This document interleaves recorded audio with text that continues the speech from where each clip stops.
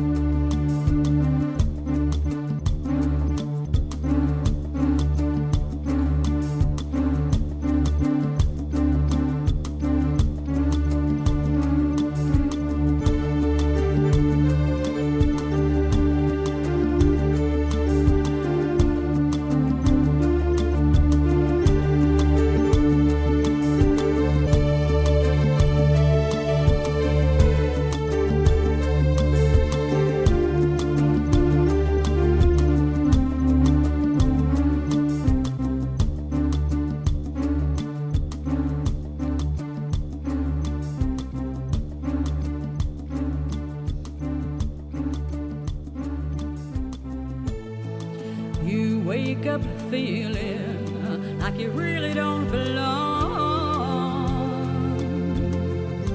You can't explain it, but when you close your eyes you see familiarity.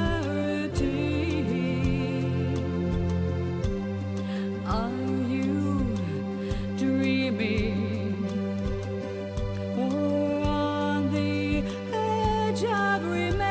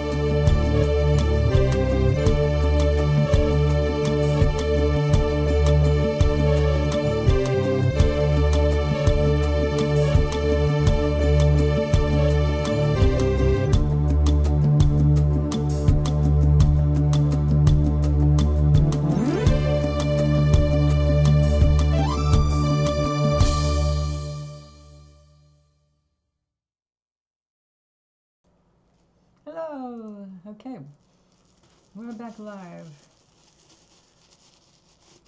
A little bit was lifting. Stay down. Stay down.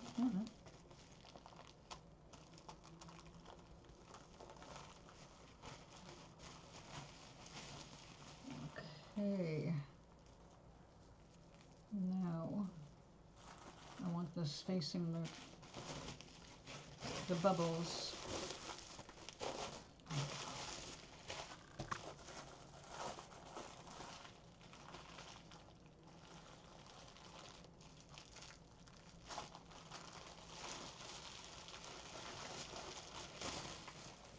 Because it needs to go this way. But let's go with a smaller piece.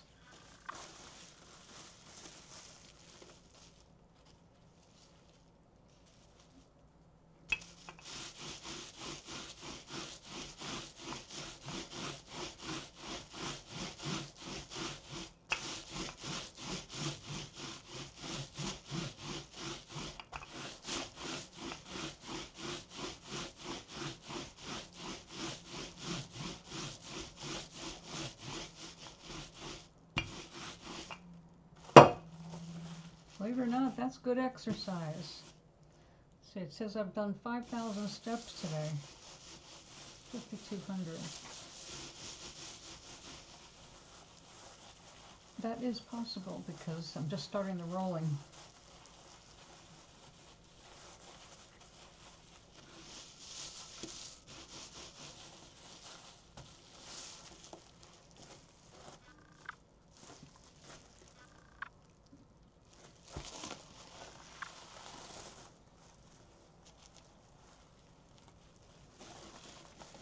Okay. Now, we have to start adding this stuff so we can get this felted in. This is 3 yarns in one.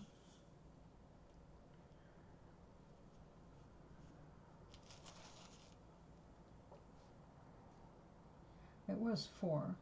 The 4th one had gold foil in with it, and I did not want anything sparkly because this is, you know, a natural kind of a purse, or it should be. Now, the first part should be easy because I want it to line up with all 3 of them in the same spot.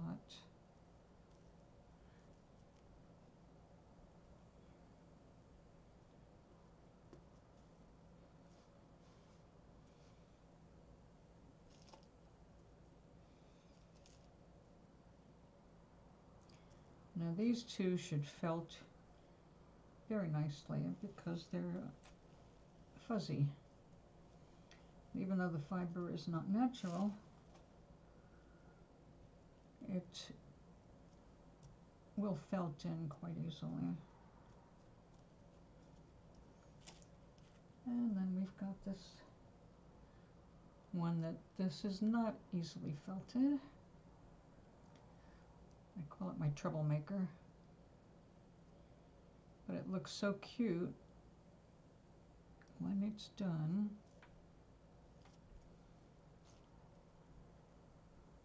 I just have to do it. Also, because it doesn't shrink the way the wool does, when I've got this all felted, it adds this cool texture to it that I really like.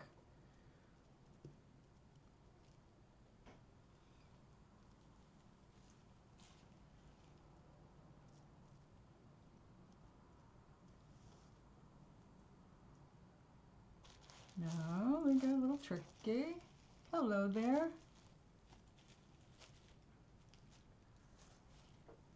So that already pulled up.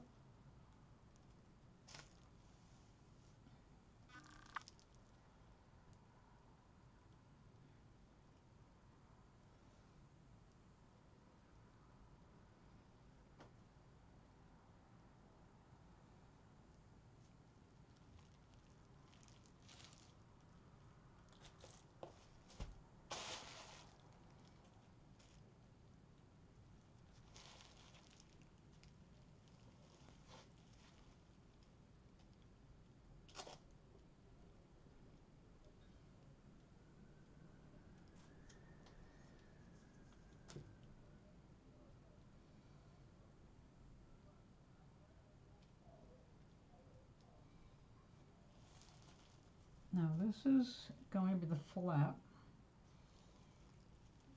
So the threads are going to hang off the edge of this.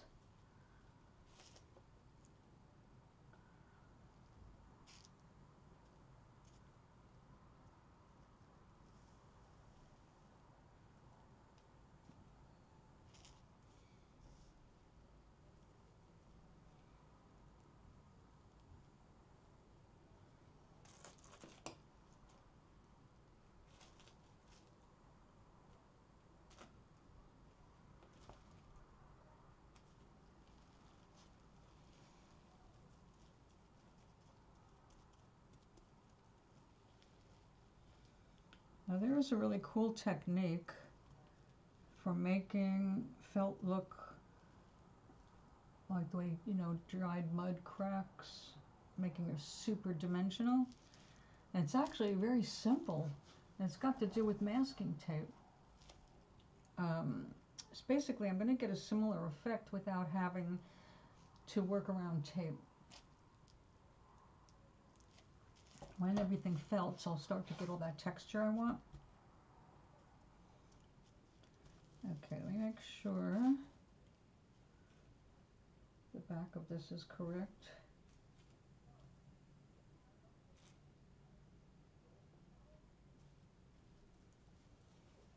Okay, so how we keep non-wool items in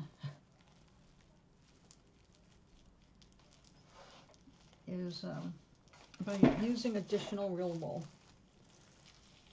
But we've got a bit of a stray here. Come on over a little more.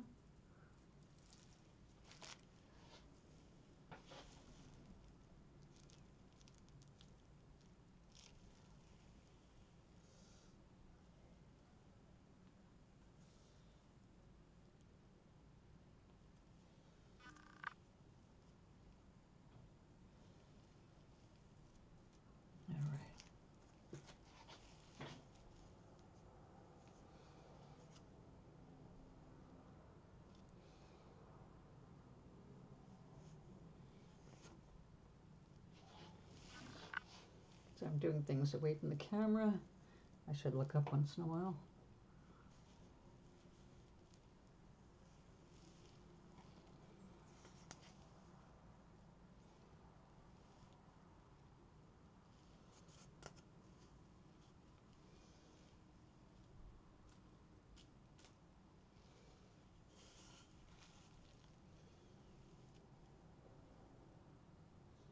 Okay, let's measure and cut so I don't have to drag this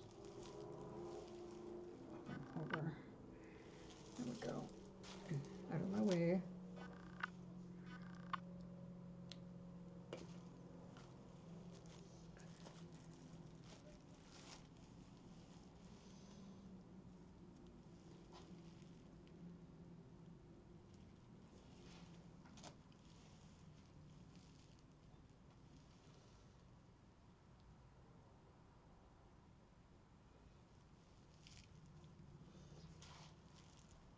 Now the nice thing about this is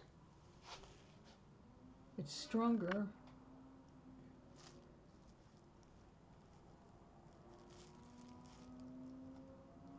Will add to the strength of this whole unit.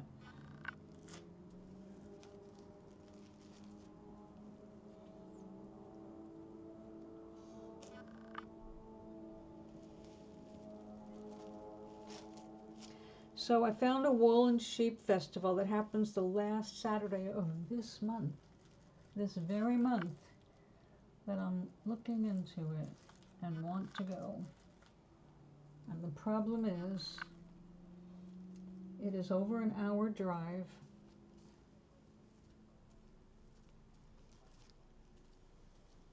And for me to go alone would entail a train and 3 buses and a shuttle.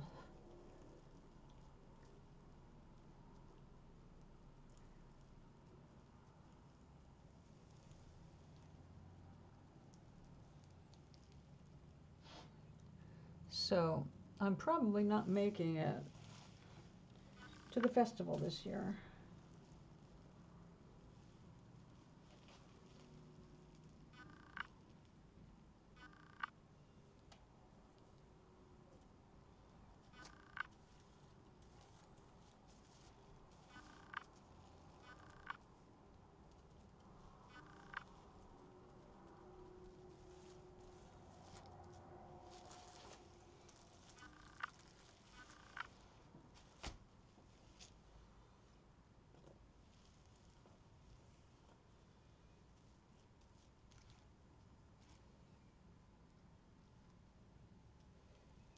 No, don't get fussy.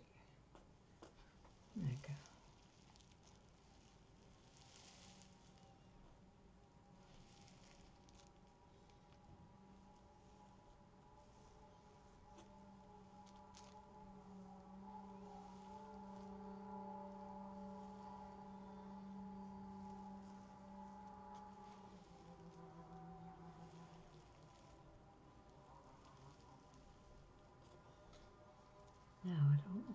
doing those kinds of moves. Well, there's the train now.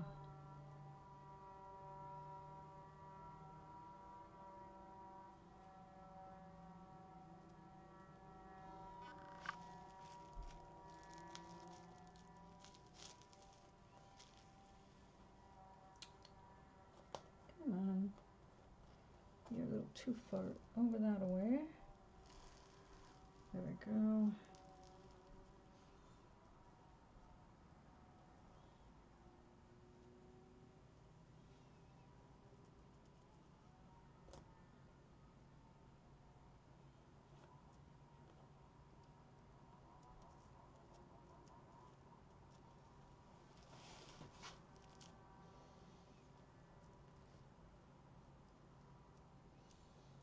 A little further out.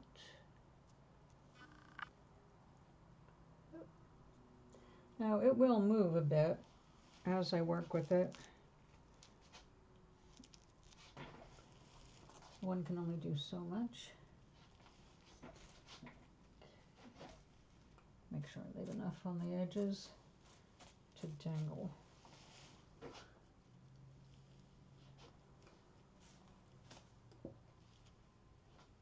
And I think I planned for at least 3.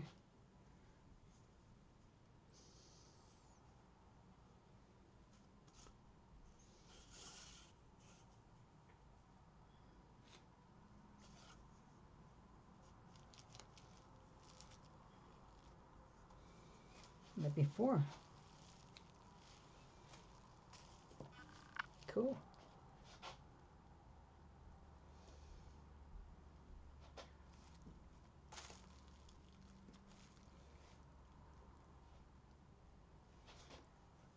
So long day at work. In that heat, I can imagine it felt twice as long as it really was.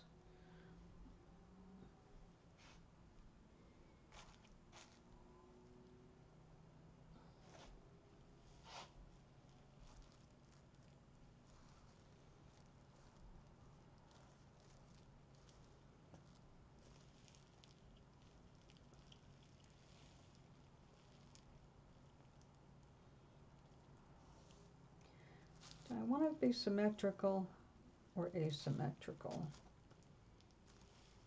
I kind of like both.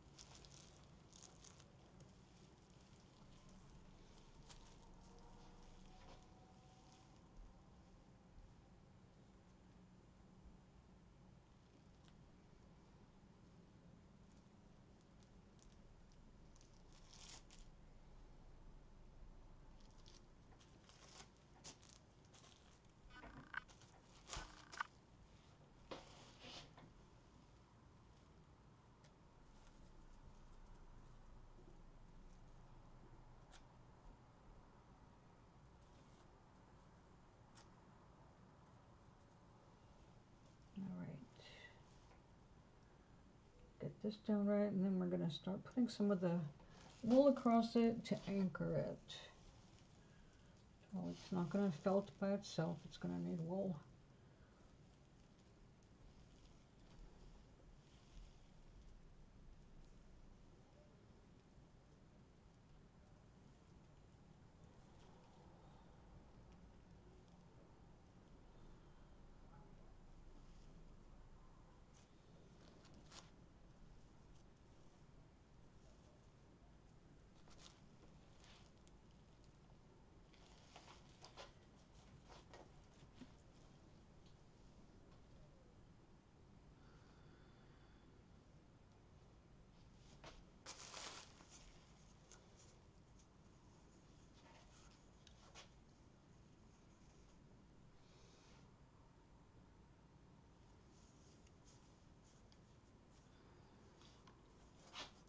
So that worked.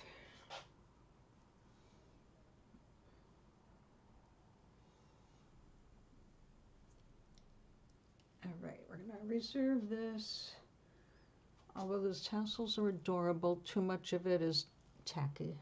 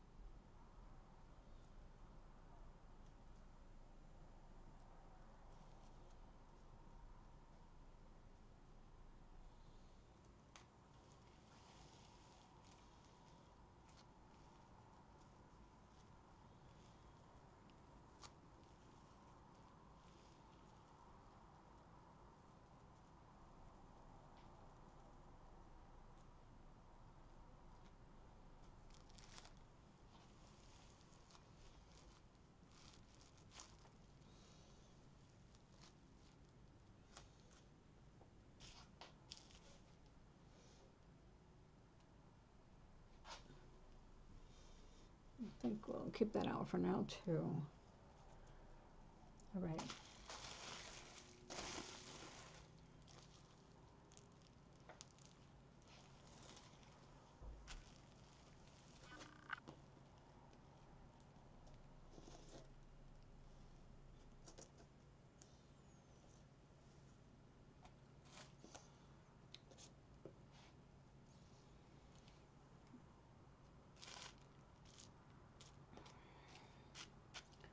All right, let's get this side down first.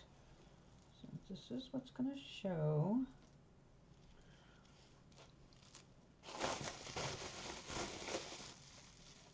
All right, you know, let me get the white out of the way.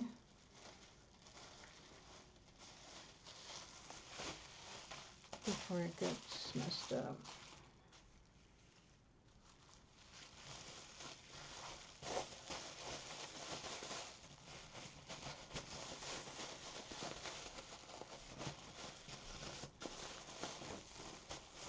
Oh, no, leave that up.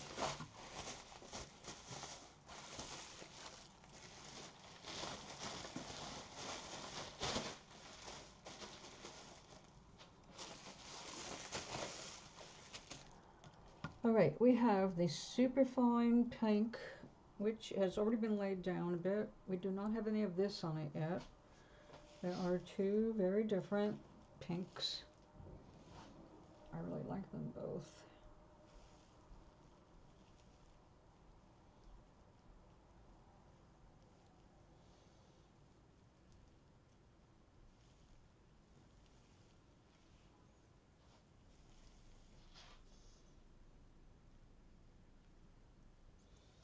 Yep. I made a cappuccino. I guess it wouldn't really be a cappuccino, but I didn't make it with espresso. I made it with regular coffee. But it's so good.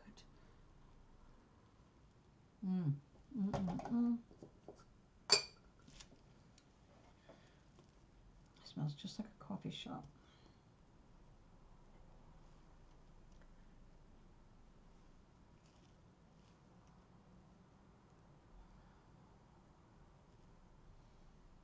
Okay, what we're going for with this is to make the wispiest of the wisps. Almost invisible.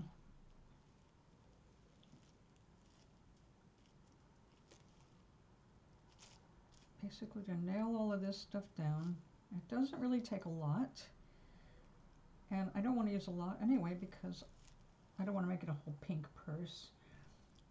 But also I don't want to put so much wool down that it becomes opaque and you can't see the cool wool I'm tacking down.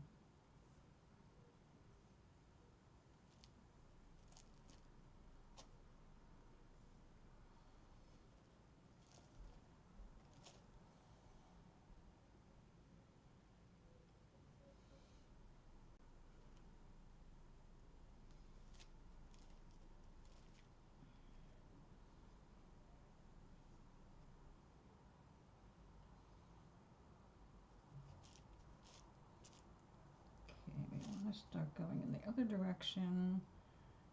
There's some variety of color here, kind of a crisscrossy.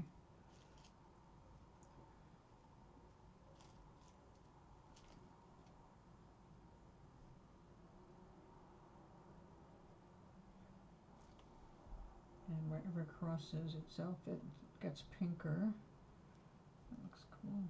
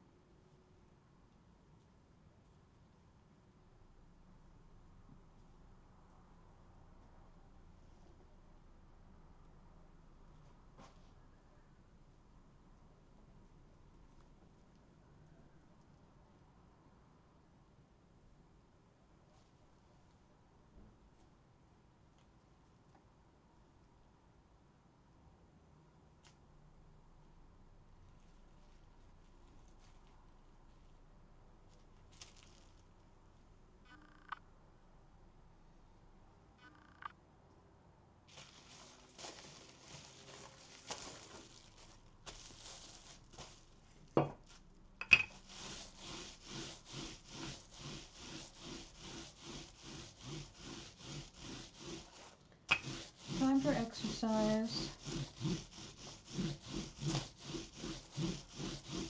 It takes way more time to do this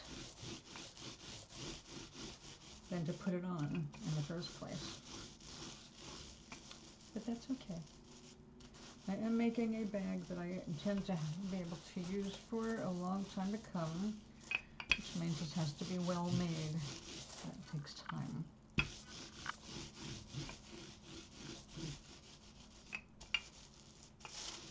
There's another thing about making your own stuff. You control the quality to a great degree. Well, I guess as much as your budget can allow. But it turns out the wool that I want to use the most is not that expensive. $3.50 an ounce. And an ounce goes a long way. Unless you're doing sculptural stuff, you know, bigger things. I saw some amazing fiber art. There were lampshades. Three-dimensional, modeled on or inspired by marine life. So beautiful. One of the most wonderful things about this planet is seeing how humans create, how they express themselves. All right, now let's get this all back where it belongs. And we can felt down this side.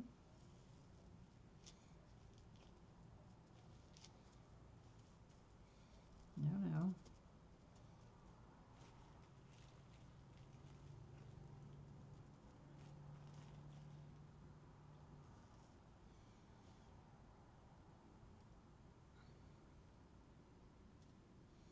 Little tricky devils. Come on.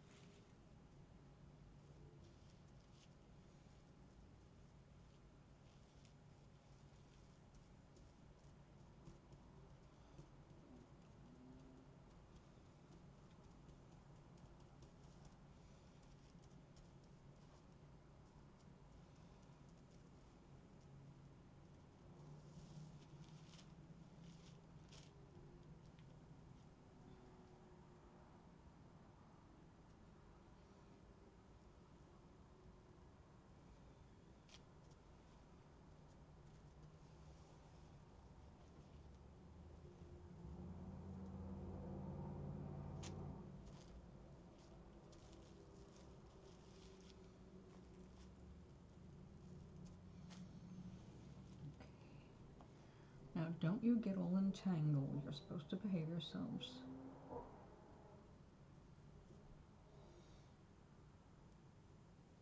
You. And you.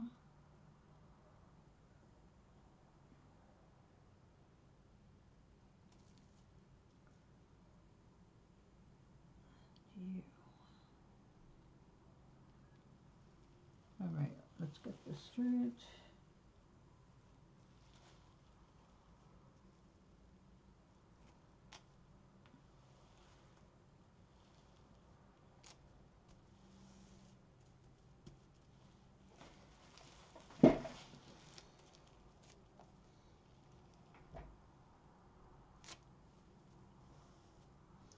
Behave yourself. You have to come around the front. And you have to match up when you flop over.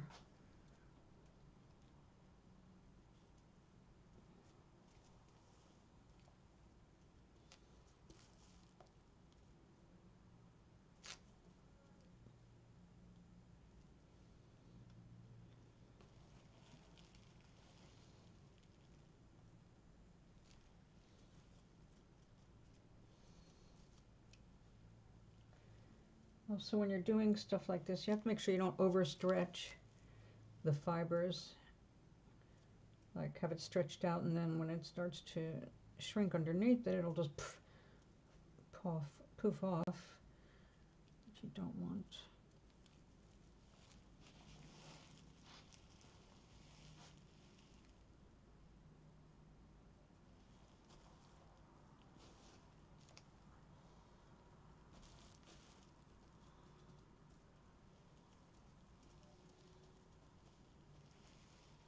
All right, last row.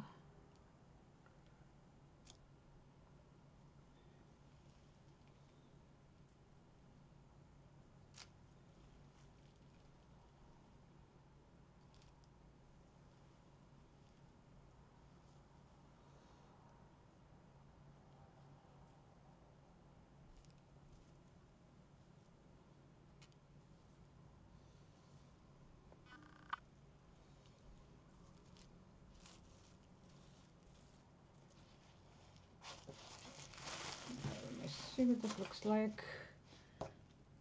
Hey, you stay over there for now. Oops, sorry about that. That sound is my phone crashing to the table.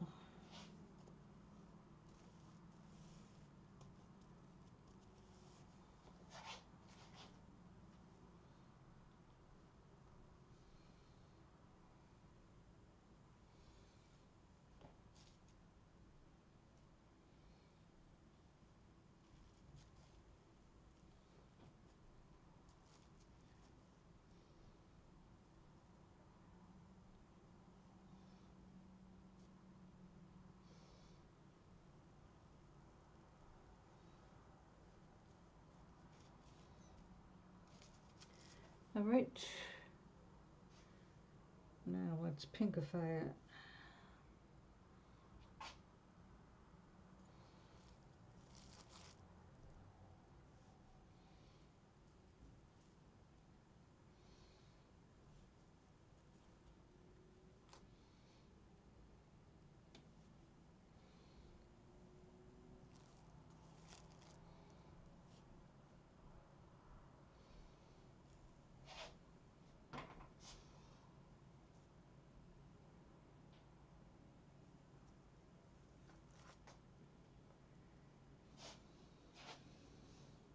Oh.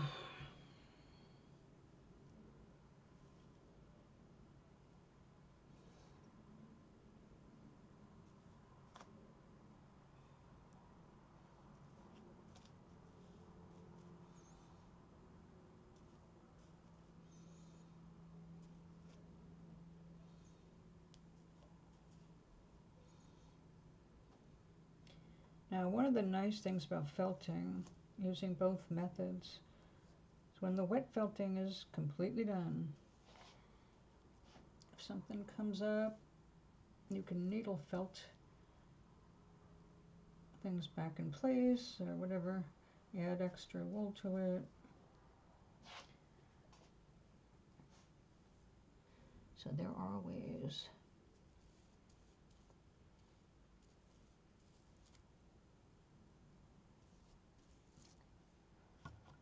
Uh-oh. I think I'm out of that little pink.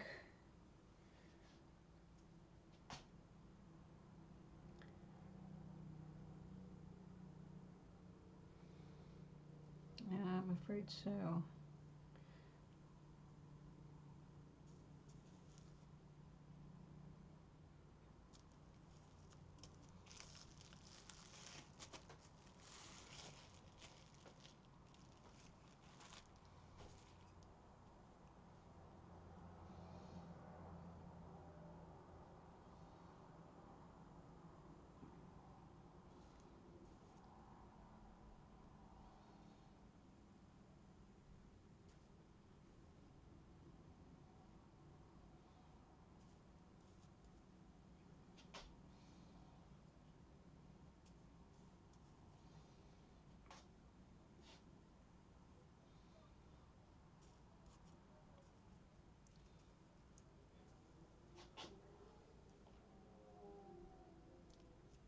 Get back in place.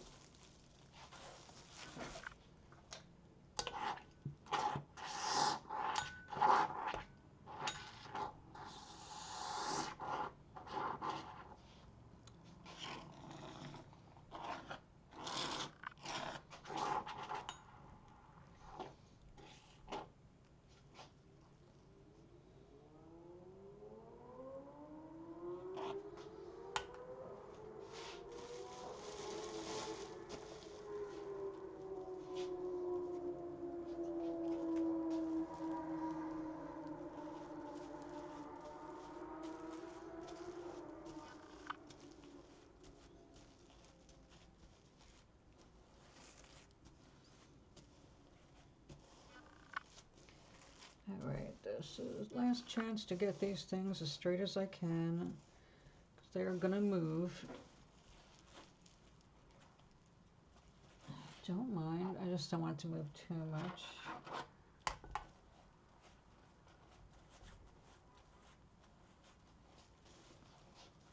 Now as it gets wetter, you can see the pink show up more.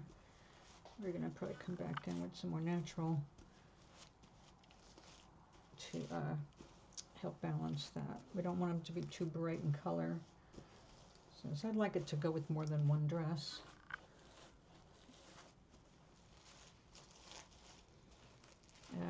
If it's too strong a color, it's obviously different, you know.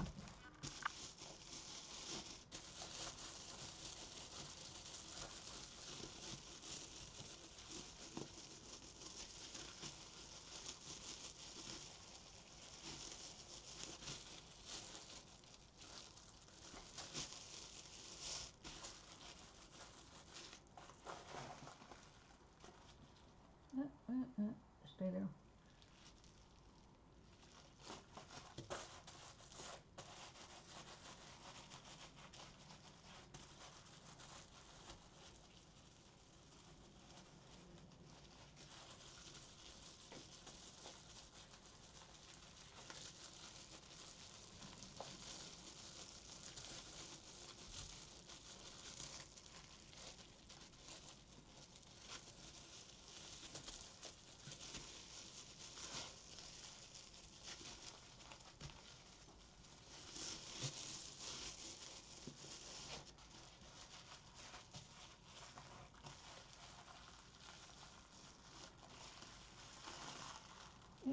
You get back there.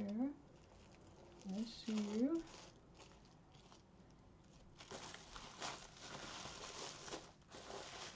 What are we doing here? Ooh.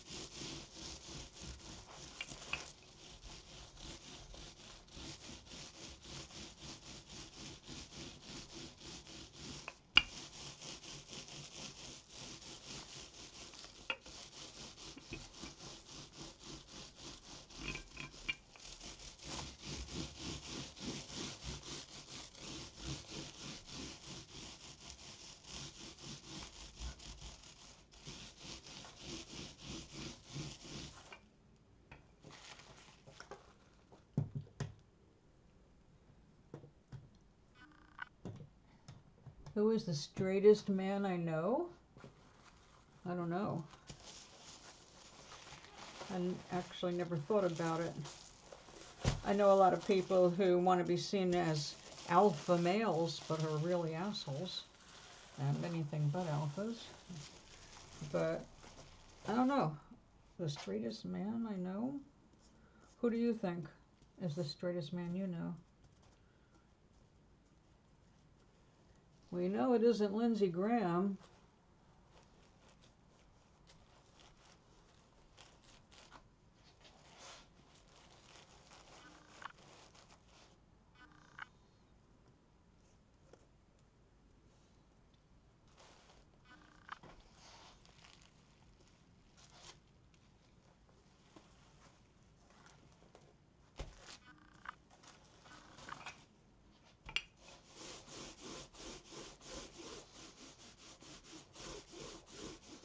Usually if guys are busy declaring how straight they are, they're closeted.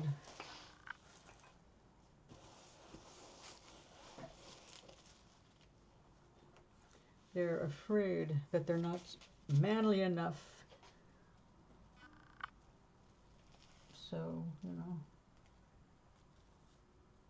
it's definitely perspective, don't you think?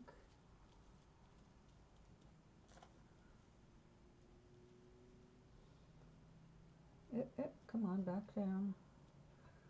Oh. Well, that wasn't good.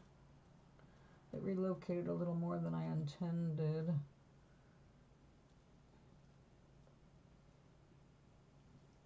I have to do you again.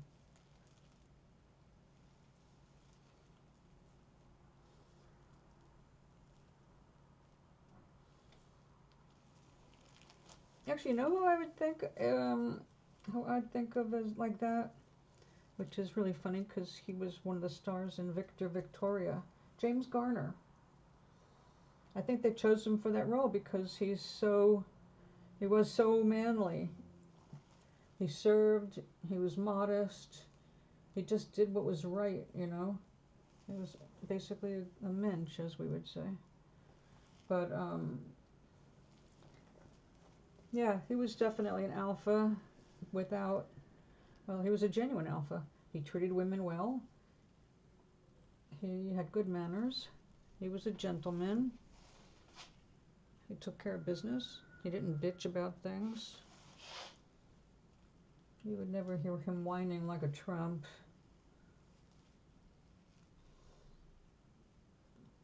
I love how these Trump people carry on about how alpha they are, and they're just the biggest wimps and wussies. They don't feel like they're a man unless they're intimidating a woman, you know. That's not masculinity, that's insecurity. So I don't know. What's your opinion on it? That's a strange question to ask a straight woman.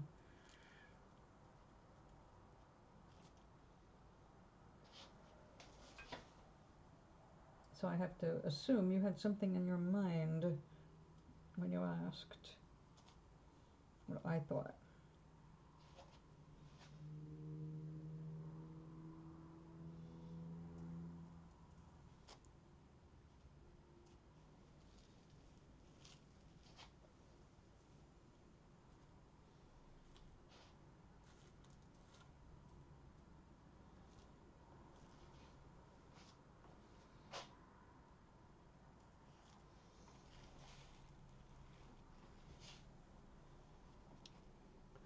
Oh, I used up the white, did I? Do I have to get more?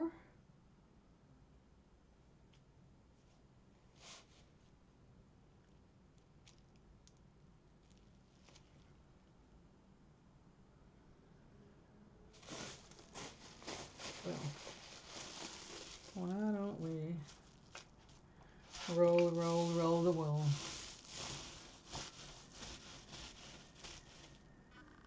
Have you seen Reacher? No, never heard of it. Is it a movie, a TV show, a person?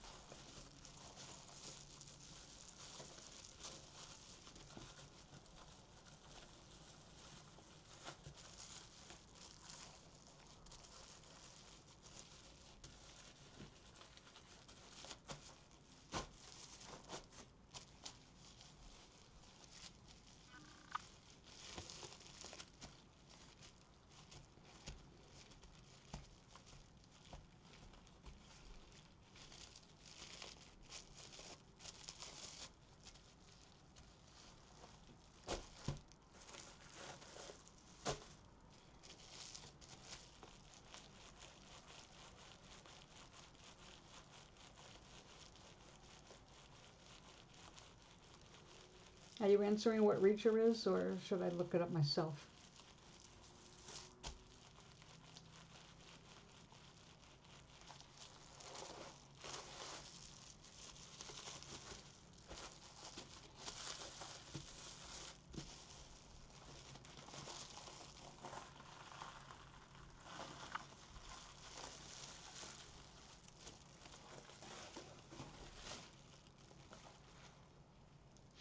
Oh. Okay, we have little extra pieces there. Yeah, see, it's moving off center, but that's just going to keep happening, so we're just going to keep moving.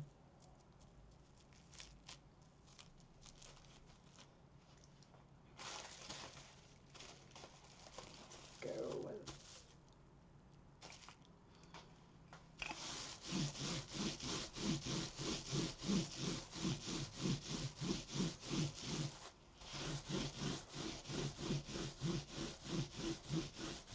So Reacher is a man? I don't know who he is.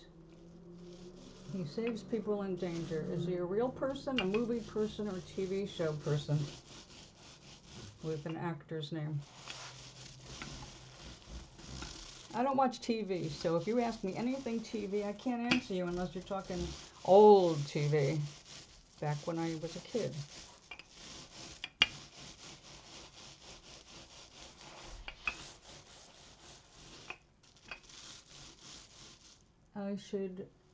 I should watch the show. So you found a hot guy, but you haven't seen the show he's on? No,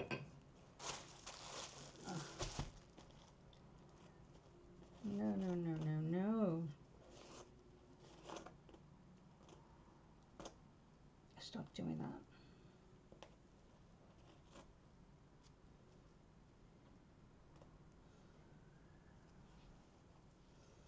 You are the front of the purse. I need you to stay together.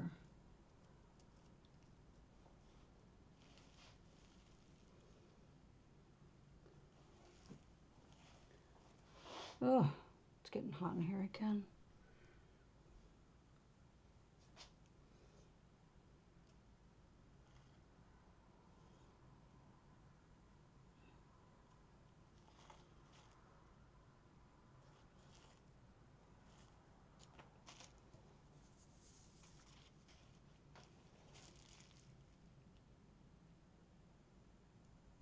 Enoric, right? I don't know. I don't know what that means, enoric.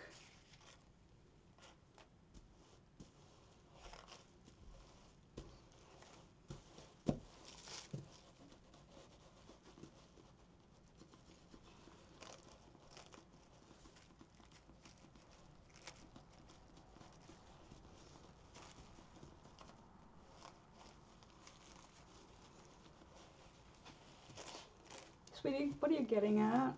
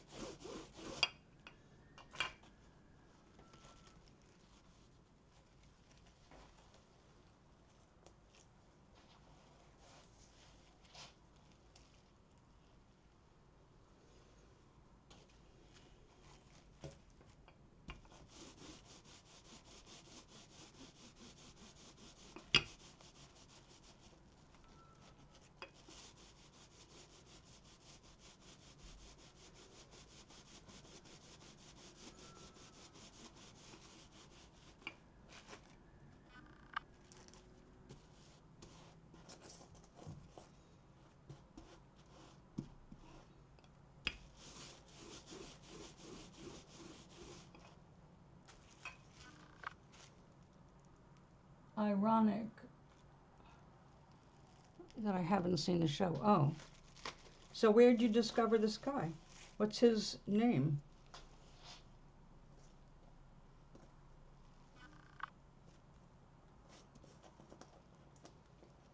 mean, I haven't seen everything that Rick Moranis did.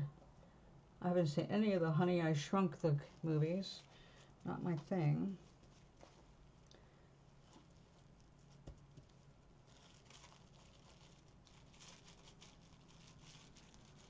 But I liked him in other stuff.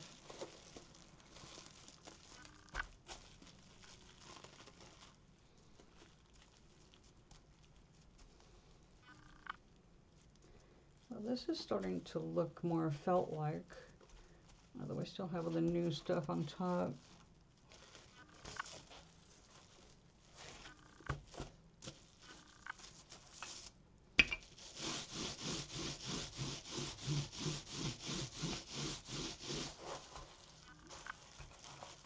Well, something happened that you know about him. I never heard of him.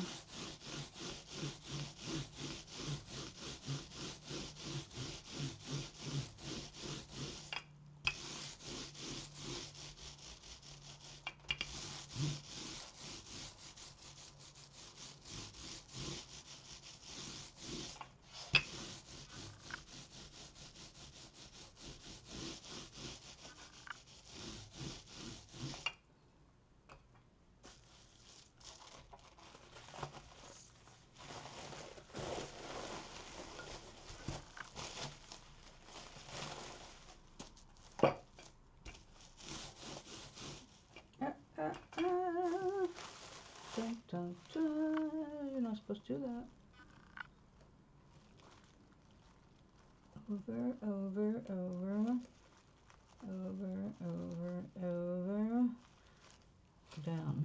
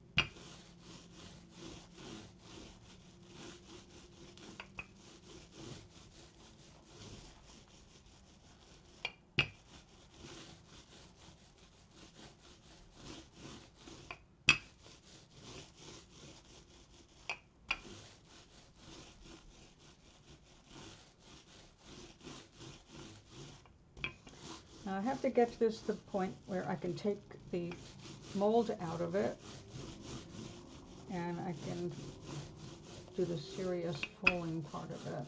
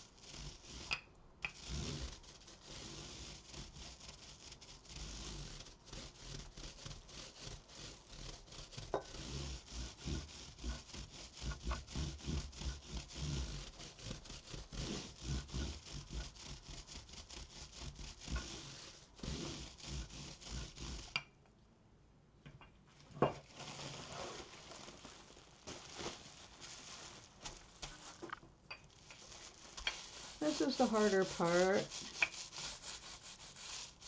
Getting these weird edges. It was way easier when I was working with a flat mold. This is a little trickier. I can work with my hands once all the threads are fastened down. Right now. Oops, sorry about that. Just slammed the microphone with my rolling pin.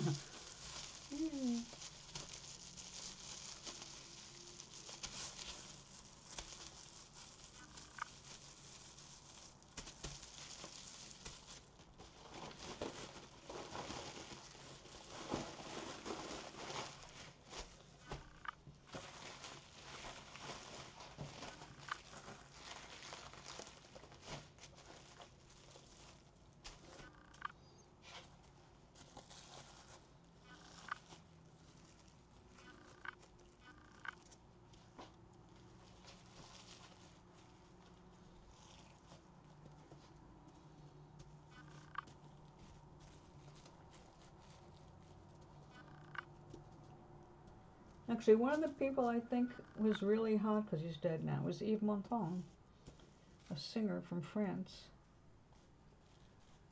He played opposite Barbra Streisand in On a Clear Day. And I would say he is a sexy man, was a sexy man.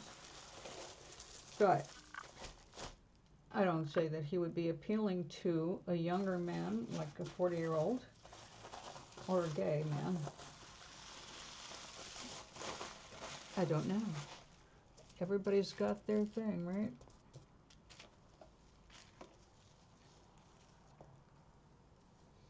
And Yves Montand is one sexy thing, or was one sexy thing.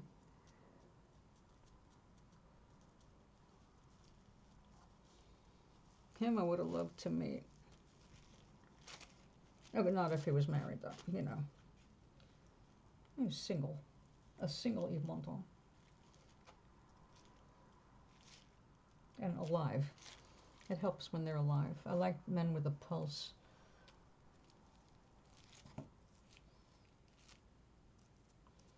It makes breakfast so much more interesting.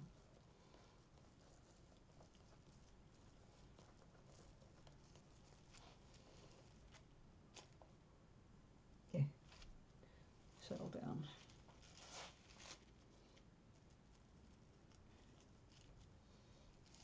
Yep.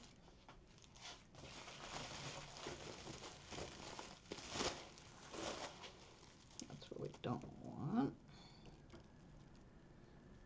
There we go. Crisscross and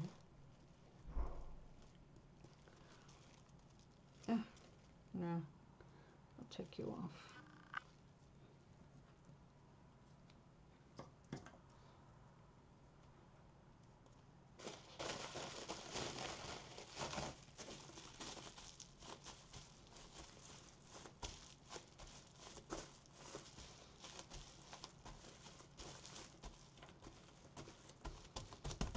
I need coffee for this. Luckily, I made a cup. Actually, it had nothing to do with luck, but determination to have a cup of coffee. Yum, yum, yum. Oh, that's good and hot, too. And I'm having a light rose balavaza.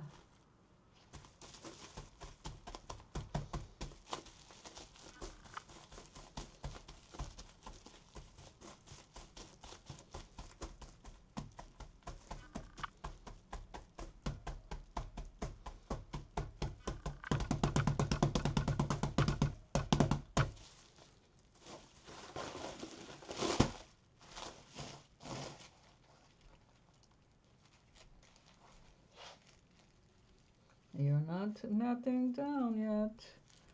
Okay, we have some work to do over here. Make sure when these hang down, we we want them to look like a continuation of what's below. That's felting okay. All right. It's happening.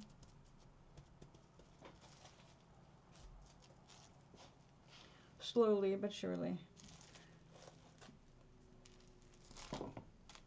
I can see why people want to work with the flat mold, just using a resist instead of an actual mold. It's way easier and faster. And there is a style purse I want to make. It's a one piece, and I'll be using a resist for that rather than a mold. But that's for a smaller, thinner bag, and I need something that is going to be wider so I can carry my water bottle in it without it breaking through.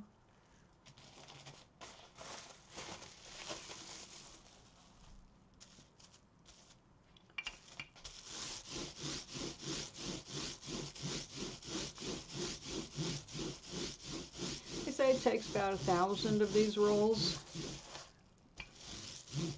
Maybe 40 in each direction. And starting over again until you hit about 1,000. Because I've got lots of sides now, it's not just the top and bottom. I've got the bottom of the bottom and the two sides, and they are having to be felted differently since I can't do much of this rolling stuff. But, you know, throw a little there.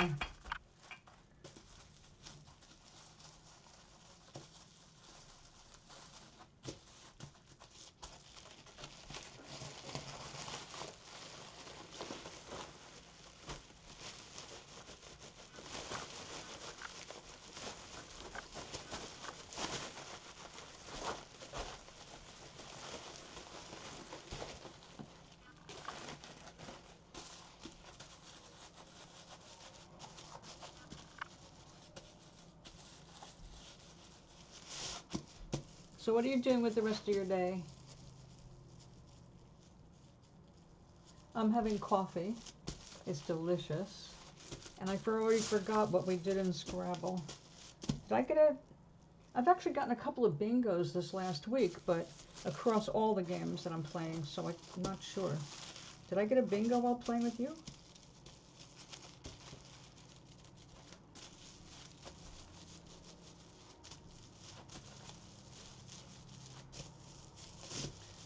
I don't get a lot of bingos, especially to start the game with. So when it happens, I'm like, oh, well, look at that. I got a bingo. Just slightly bigger deal, you know. I mean, I don't do a Scrabble dance or anything, but I do feel good.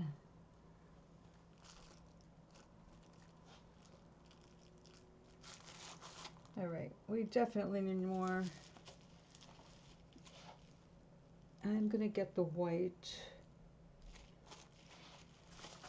some white yarn. Hold on. Where is the white?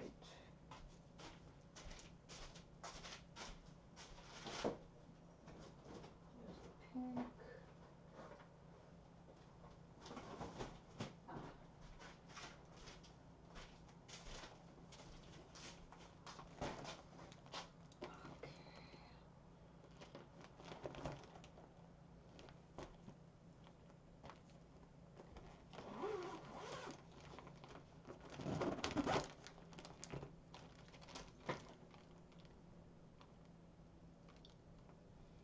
Yes. And like that, as well as the white.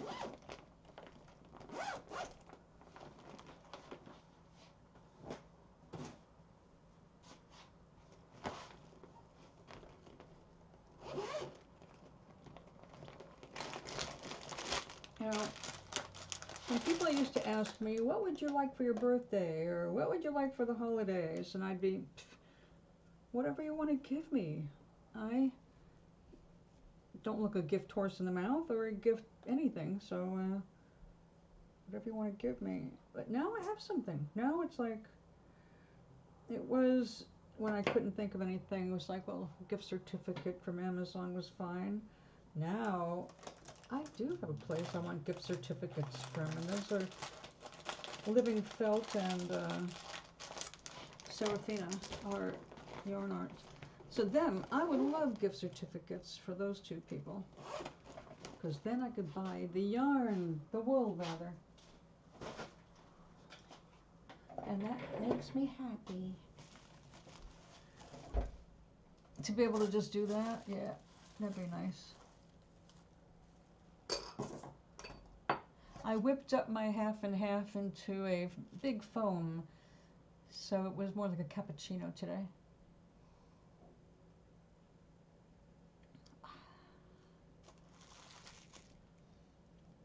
All right. We're going to have to strengthen this edge here. I think I'm going to go all the way around.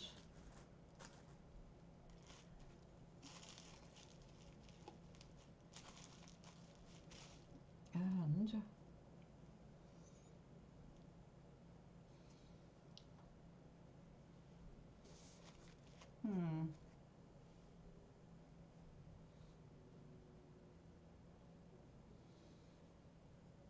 I could comb these together.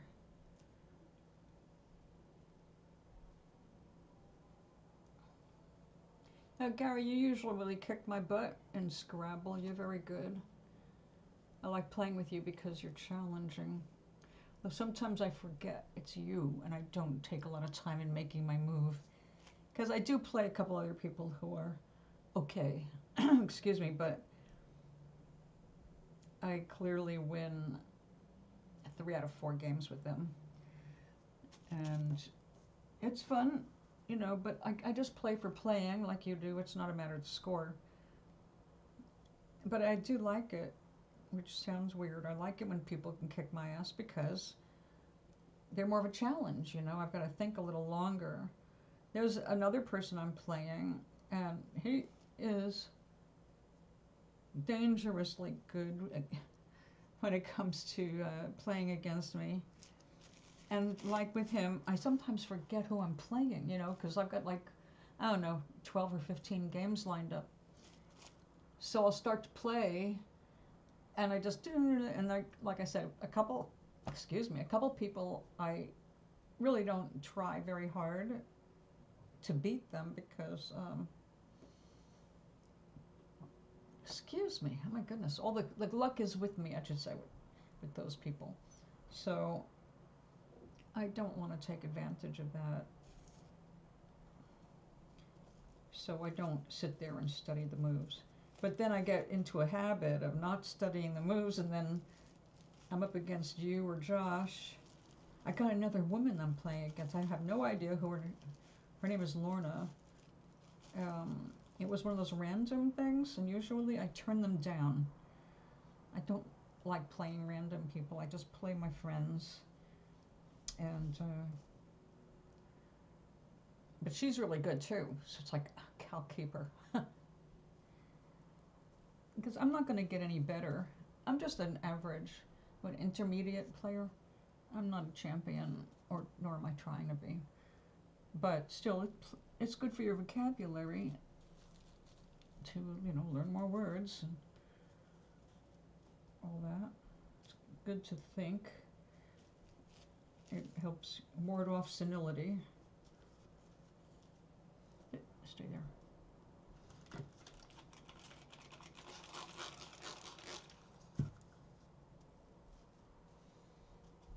Okay. I know this is a little bit last minute putting this on, but I see that it needs strength around the top where the hand's going to be going in and out of the purse a lot. So I want to build that up a little.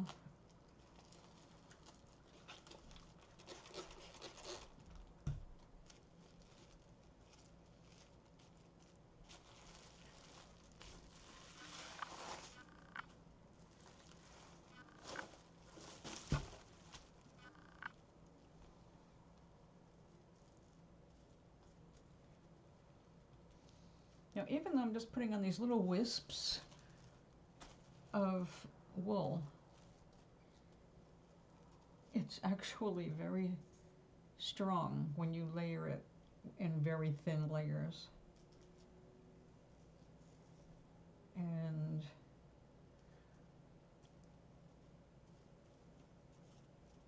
we need that strength. Since I'm making this bag to last, it's not fast fashion, it's very slow fashion.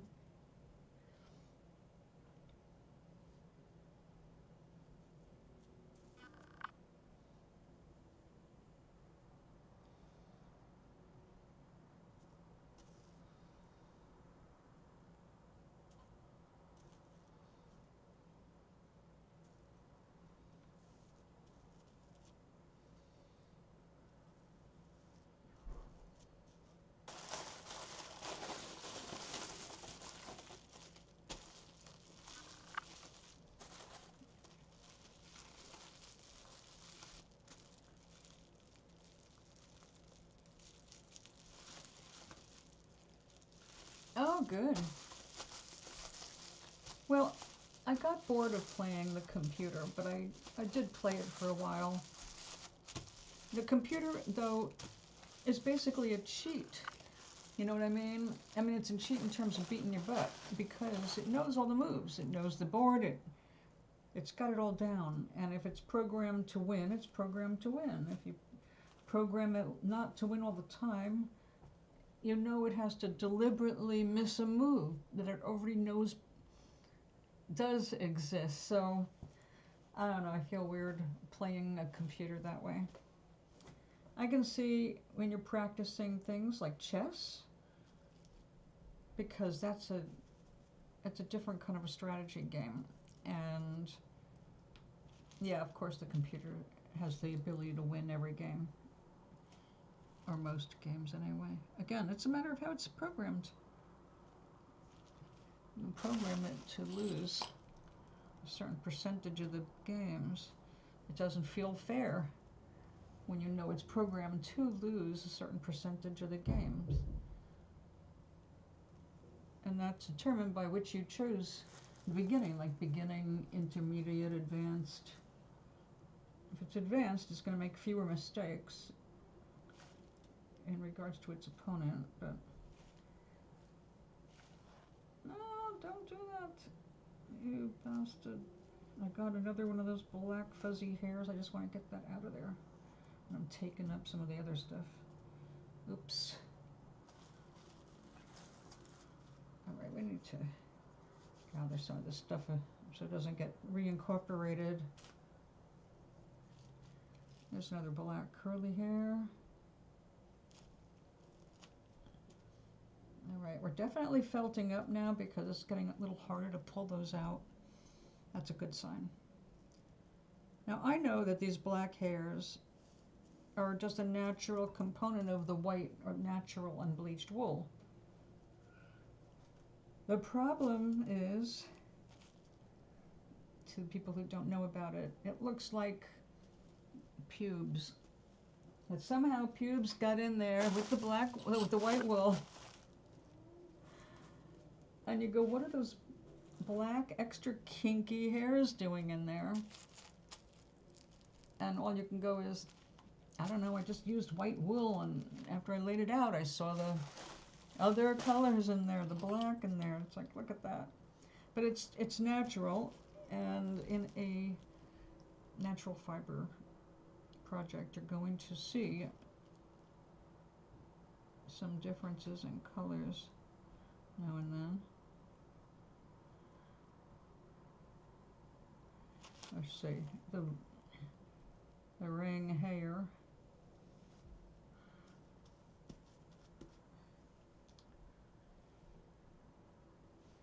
So weird.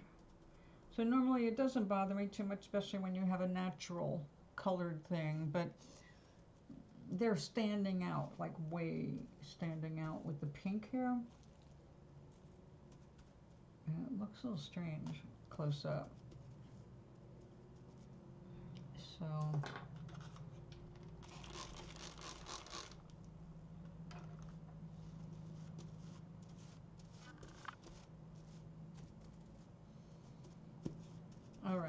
think that might do it for the add-on.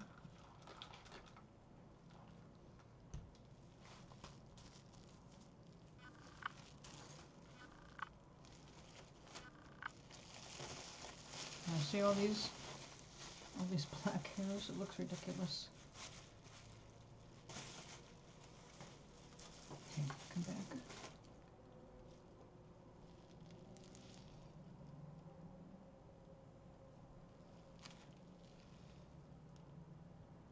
Some stuff you go, where the hell did that come from?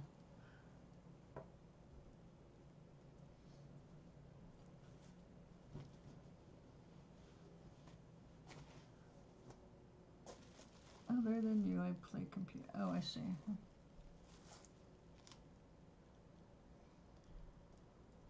So I usually check the Scrabble game at night. Rich and I play Words with Friends. He's the only person I play Words with Friends with. My girlfriend Mindy, if she decides she wants to take that up, I'll play with her.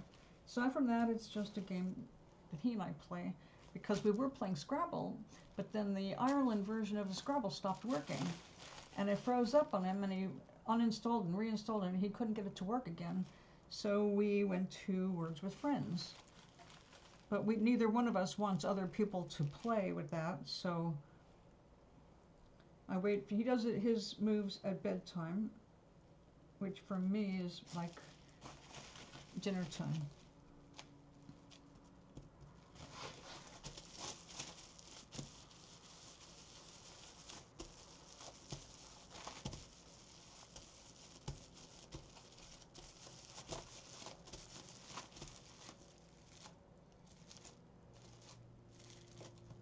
So I look at the Scrabble games usually early evening. I play while I'm cooking dinner, things like that. And then later on I play in bed, depending.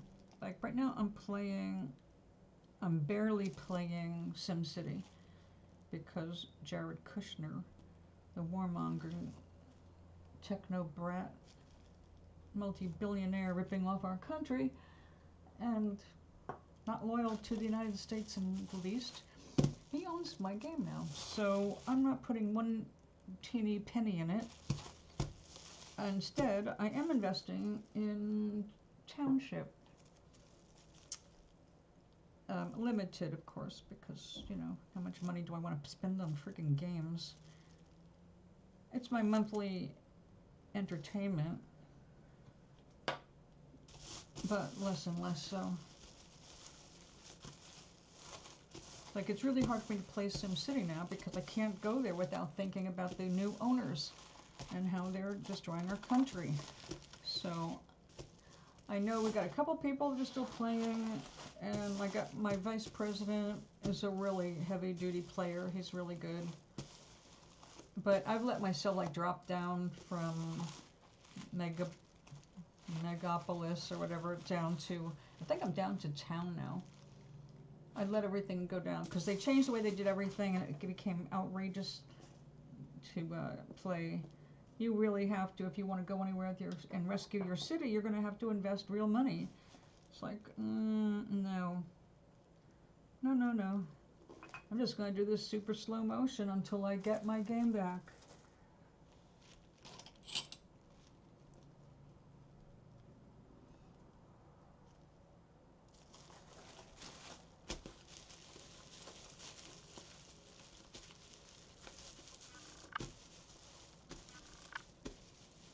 I don't know how it is. Have you been playing The Sims lately?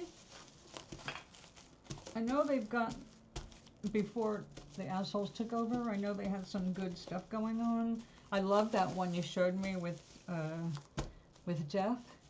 That's so Terry Pratchett. So yeah, definitely up my alley, even though I don't like doing The Sims. But I know if they rigged one game to make them more money and us less, they would probably are doing that across the board.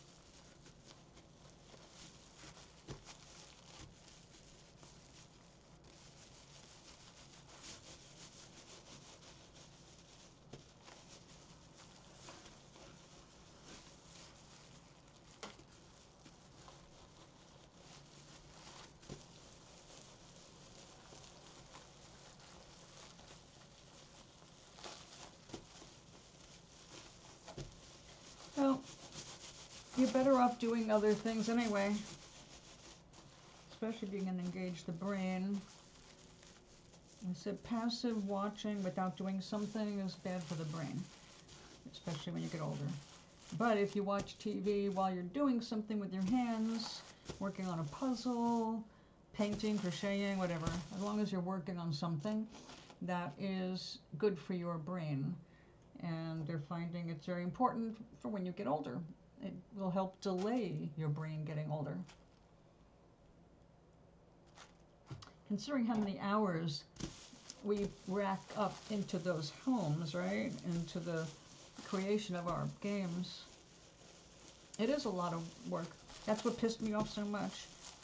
You know, SimCity has 5 regions in addition to the main city, right?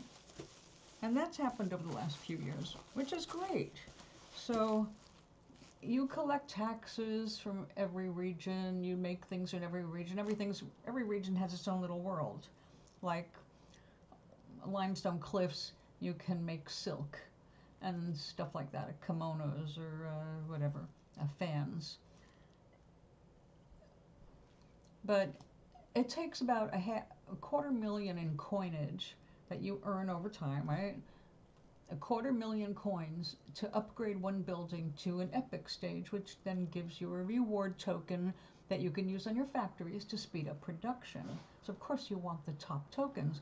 Well, $250,000 coins to bring every one of them up to that. So my main city is like all epic buildings. I mean, every last one, there's nothing that's not epic. Well, except one that's waiting to become an epic, and I'm not doing it. Because what they did was they made everything upgradable, which meant a lot of money. So, you know, one day my city is 100% happy, and everything is functioning properly, and they're covered by everything. You know, water, power, police, etc., etc. Fire departments, health clinics, education, transportation. Okay, got it all down. My city was functioning perfectly, and then they announced what they were going to do, and 7 days later, I went from 100% happy to 14%, from $30,000 in taxes to $3,000 in taxes that you collect every day. It's like, what? And then I started doing a little upgrading. I spent 1 million coins and still did not have my city close to where it needs to be. So, well, I think they're all easy to a degree. It just depends on how involved you want to get with them. And SimCity, like I said, I started playing that when it first came out on the computer, desktop computer. And that was in the 80s. So I was playing it since the 80s. But then they went to mobile a decade ago, and it just coincided with my divorce and being left on my own for many hours and being depressed. So my game came in handy as a mobile version. Made me very happy. Different rules and all that, but close enough. But now there's no way to succeed in that game unless you invest a lot of real money. So I'm not investing anything because they rigged it. They rigged it to burn the player and make multi-billionaires even richer. So you know how I feel about that. Now, Township, I was playing. I think I found it before SimCity Mobile. So I started playing with that, and I had a good time, and I built up my city, my little town, my farms. I love the farms and the silly, goofy characters. And like right now, my sheep and my chickens are wearing spring outfits because, you know, you buy a pass and you can use those new skins on things. Like I've got a train, it's a ghost train that I got when I first started playing the game. Halloween season, you know, you win something and then you get this opportunity to wear a ghost skin, and I left it. So I've got one ghost train that comes in and 2 regular. So I like having those cute little things. I like being able to see things up close, which you don't see with SimCity. But SimCity has one thing nobody else has, and that's the 360-degree view You can turn it completely around, which is what I like, because it gives you more of a, well, feeling of being there. And you can see the streets from different angles as well as above. Township does not. That has one angle, and you can't look over things because as soon as you put a building up, it blocks the view, like you're almost on ground level. So I don't like that. And of course, you know, like every other game, they want you to invest, but you don't have to. It's not as urgent as it is with SimCity, screwing things up for everybody. So I'm playing that, and I'm playing minimally in SimCity because I'm the president of the club, and I have to do something because some people are still playing. If they're playing, I want them to win. So I'm adding my 2 cents, but it isn't much more than that.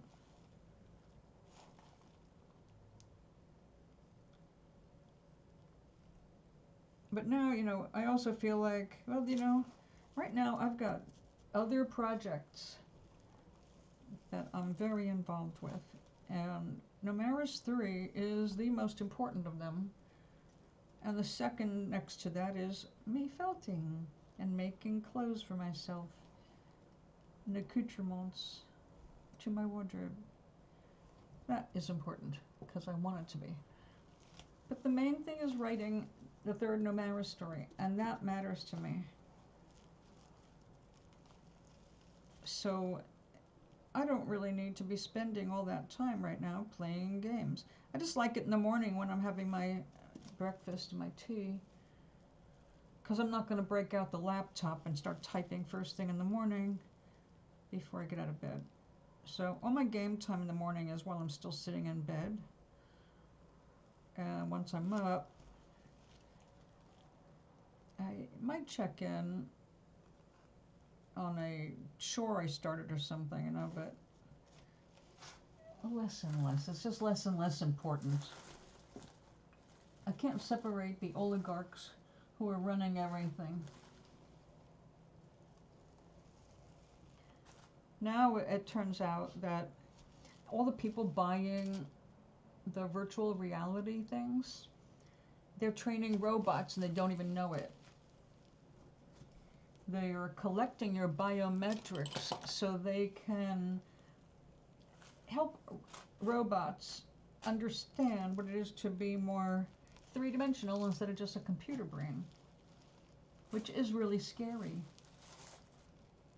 It's a very bad thing they're doing.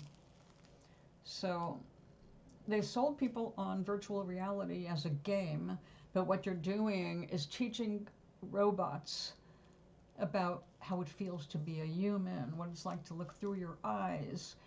They're using sensors. They want sensors all over your body so that they can get the feeling of touch and when you pull back and your issues with balance, all of that. They are teaching them to be replacements for humans. Not a world I want, personally. I think it's I have nothing against robots, don't get me wrong. I really love technology. I'm a sci-fi freak. I know that we need things to be different in the future. Some stuff's a little overboard and unnecessary and is just turning us into idiots.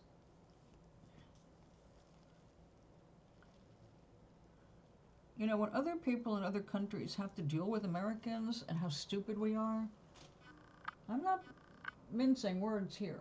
Americans have so little education underneath their belts compared to Europeans, or literally and almost anybody outside of this country. They think they're so smart because they're Americans. They have no clue how stupid they are.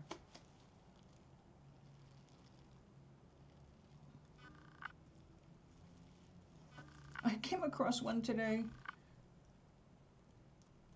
A guy did a study in Britain, and it had to do with the number of knifings, right, in England and the number of knifings in America. And the person who did the study used the term per capita. And that's when the stupid came out with the world. They all had something to say because they did not know what per capita meant. They didn't understand how to read his figures because they didn't get it. They just did not understand it. So it's like, okay, they're even putting down the term per capita, like the guy who used it is the idiot. And they're the idiots because they're making points that aren't points because they're morons.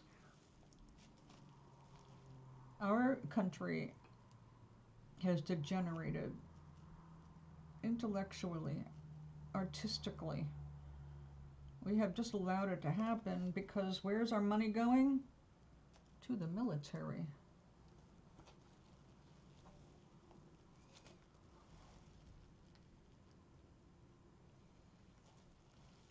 So what we need is, we need some really serious young progressives to take over. People we know want the best for the world and not just about lining their pockets, which is pretty much what goes on these days.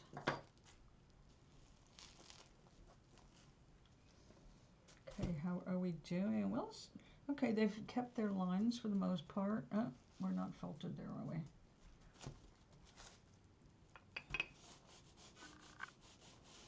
Nope, that's not going to work. Yours not felted enough.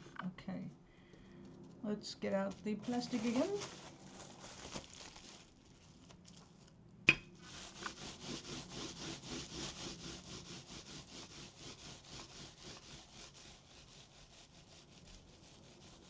Yeah. Well, more people are petitioning to get rid of their political representation because they're discovering that they've been saying we don't want a data center, and their representatives have been going ahead with it anyway. And they're saying, we said no, we don't want it. Why are you going ahead and doing what we, the population, said no to? And you just went ahead and did it anyway. You voted for it. You supported it. So now they're talking about recalling those people and having special elections and getting rid of those people who are supporting the AI centers, the data centers that are destroying the planet. They're very, very, very wasteful. They're very, very bad for the planet. But here's a little problem. When Congress passed that big, beautiful, ugly bill, it included laws to prevent anybody from interfering with the advancement of AI for 10 years. They said no state can make a law separate on their own to regulate or control or rule in any way over AI.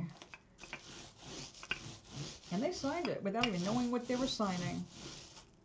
They didn't bother reading the bill, which basically gave away our rights to the technocrats who just have one idea, and that's making money on us. And they don't care what happens to us. Since when have the rich given a shit about the poor? There are some, of course. There are actually 250 billionaires signed a letter wanting to support this country by paying higher taxes. But the remaining ones have been against that. They're the ones in government. So I cannot hear anybody ever say again, I didn't get involved, I didn't want to vote, I didn't know who to vote for, so I didn't vote at all, or I'm independent. And they don't even know what that means. If you're independent, that means in a federal election where you have to choose your party, if you don't have somebody running as an independent, you can't vote. You can't vote for a Democrat or a Republican if you're registered as independent. You can only vote for an independent person. They're not getting it. They think independent is, oh, I'll just make up my mind when I get there. That's what I thought. That is what I thought when I first was learning about, oh, I'm going to be able to vote next year. I thought I was going to be independent because I didn't want to be party. I didn't want to have to choose a party. I wanted to go for the best person. So I thought by being independent, I could choose whoever was better, a better rep, better president, better anything, without having to consider what the party was. And that's not how it works. If you're an independent, you can only vote for, in local elections, there's not an issue. But the federal elections, the big ones that count the most for us when it comes to lawmaking, you need to know you can't be an independent if nobody is running as an independent that you want. So if all you have is a two-party system and you're registered as a independent, you have just eliminated yourself from being able to vote. This is not the time of your life to do that. We are in, since our history, okay, we're 250 years old this year. 250 years. This is the first time it's ever been so absolutely insanely vital to save our Constitution and our democracy that everybody vote. Don't even talk. If you don't vote, don't even talk to me. Fuck off. It's our only voice we have, aside from demonstrating, and a lot of us can't go demonstrating for different reasons. So the very least you can do is make sure you're registered correctly so you can vote in the November election. And because they have been purging voter rolls, trying to get rid of Democrats, it's really important that in, let's say, August, September, by the 1st of August, you better have checked your registration to make sure you're registered to vote and that you were not eliminated. Because they're looking to get rid of everybody who might support working people. It's not about politics anymore. It's the rich versus the poor. And the rich are being represented by all the wrong people. And the poor do not have enough representation. So I don't want to get, like I say, it's political. It's not about being political. It's about protecting ourselves. Republicans want to make it basically illegal to be gay. They are already working hard at making sure nobody in the future can become a trans. They're passing laws about it. They're making it illegal. They're forcing you to use different bathrooms than you would identify with. They're forcing their opinion on you. So if you want to protect yourself and your friends, if you are anywhere outside of the white Christian nationalist group, if you're anybody else, you better be signed up as a Democrat for this November. I mean, the country has never depended more on you. And I don't mean just you, Gary. I mean everybody. I'm talking to the world. This is not the time to sit back and pretend, I don't care about politics. Oh, I don't get involved. See, yeah. So you notice the price of gas? Guess who's responsible? Politics. Guess which side? Republicans. Republicans are saying, go ahead, sacrifice yourself. It should be an honor to die for this country. Go fuck yourself. It's not an honor to die. It's an honor if you step in front of somebody else to make sure they don't die from the bullet heading there. That's brave. That's self-sacrifice. Just going out there and fighting a war you didn't want anything to do with, that is not okay. It's an illegal war. I'm glad that finally the military is starting to fight back and say, wait a minute, we don't want to fight an illegal war. We're dying. You're killing our friends. And we're killing innocent people. We don't want to be part of that. You're doing war crimes. We don't want to be part of that. So people are speaking up. But the bottom line is always going to end up in the voting booth. If people don't get out there, we'll lose again. You know, there's suspicion, and good reason for it, that the election actually did go to Kamala Harris. But the powers that be want to make sure that she didn't win because, as Elon Musk said in an interview on Joe Rogan, she can't win because he'll go to jail. The bad guys know with the Democratic president, a lot of them are going to end up behind bars where they belong.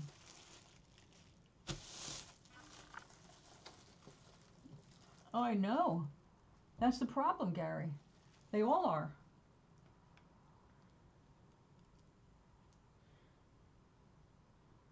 Yes, you do. That's good. Yeah, it's It's up there all over the country right now, and that's all Trump's fault. And nobody else's. Literally, not another person is responsible. Trump caused all of this. And people, when they start saying, oh, it's not Trump, it's the Dems. It's like, really? Stop blaming Biden. He's still blaming Obama. It's like, you were president after Obama, and then we had another president, and now you're president again. So this is your economy, Trump, not Biden's, not Obama's. It's like, really? You're still blaming Obama? You people are so weak.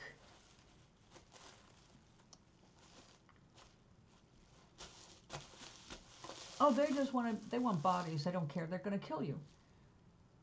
All right? They're just going to send people there to die. We already lost how many people? We don't need to lose more people. We don't need to be getting in war we can't afford. We need those services here. We need the money here. We don't need these millionaires making more millions on us by stealing other people's oil. Even Trump is nuts enough to tweet, or his Truth Social, that should we take their oil or not? What do you say we take another oil tanker? Like they're playing a game, and the people are just Sims. They're not real humans. They're killing them left and right.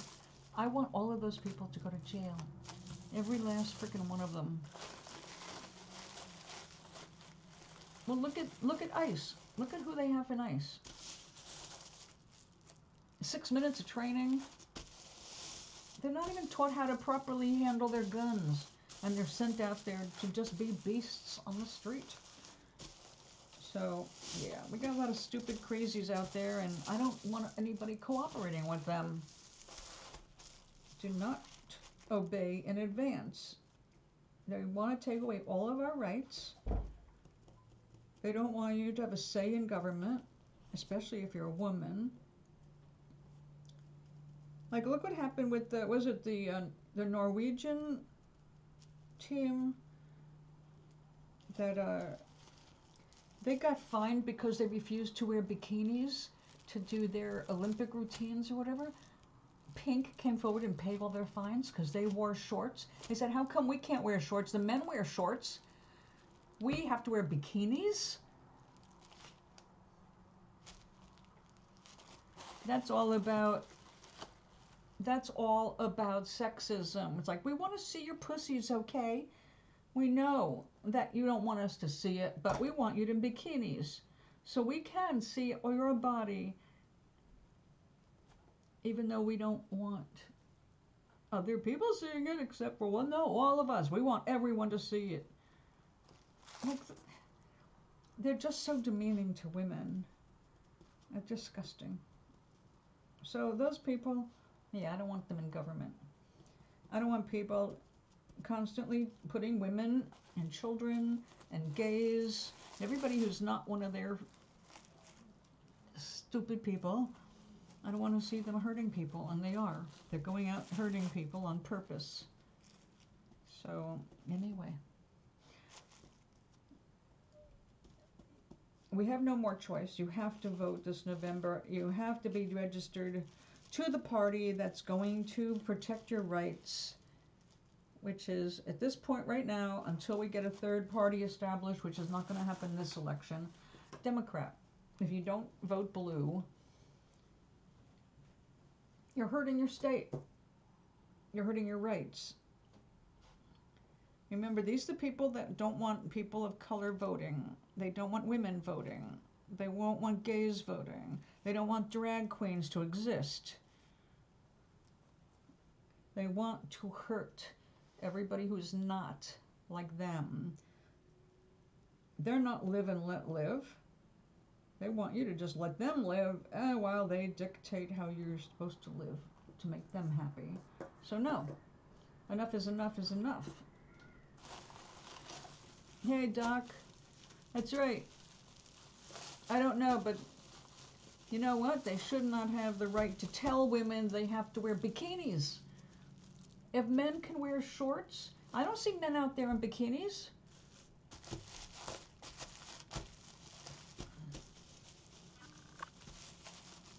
Aloha.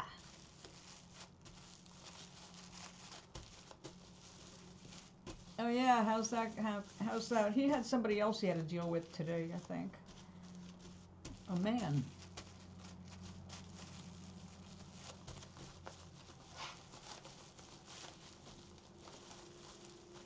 That's right. I'm not on the Epstein list. You have nothing to fear. The rich have a lot to fear. The rich and famous.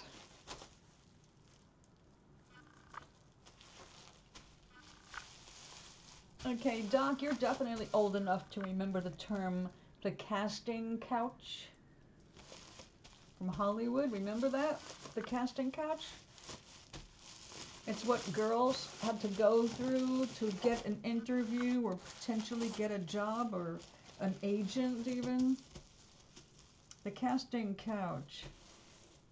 That was when you went to an office all proper with your resume and your portfolio and eager to get a job in the business, and they have to have sex with you first. And if you don't perform sex on them, you don't get a gig. The casting couch.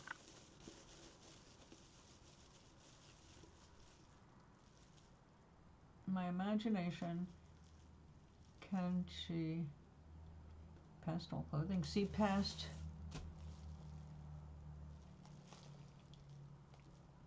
my imagine, can she see past your clothing? I don't know what that means, Doc.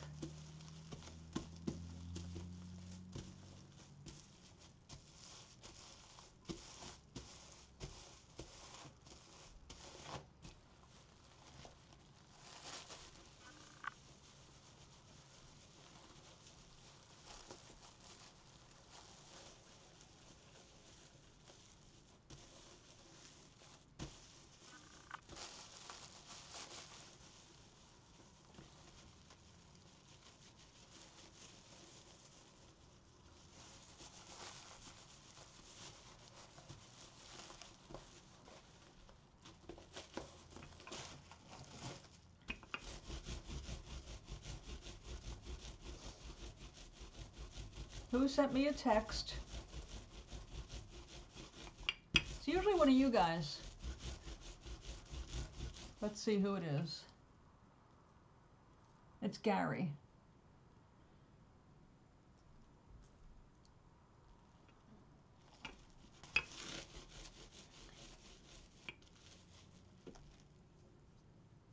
That didn't go well for Eileen Warmis. I don't know who that is.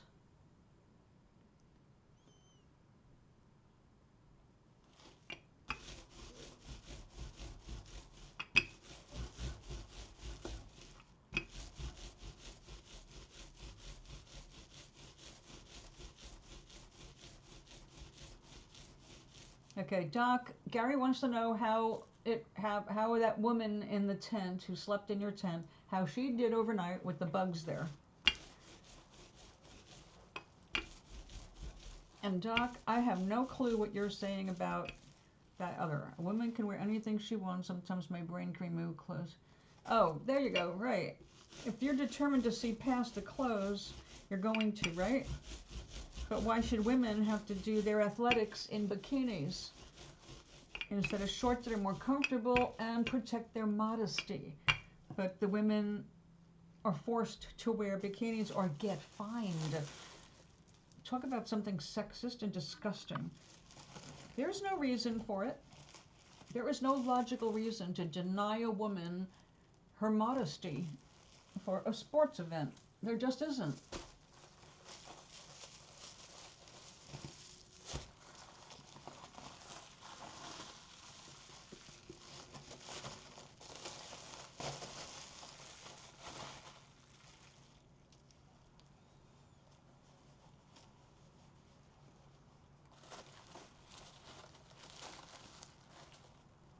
Oh, I just noticed it.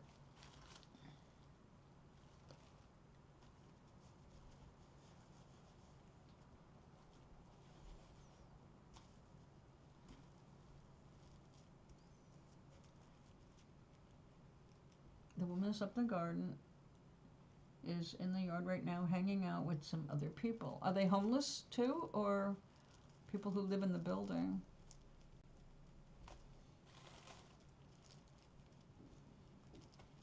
And I have no idea who Eileen Wilmus is, or Wilmus. I don't know what that means.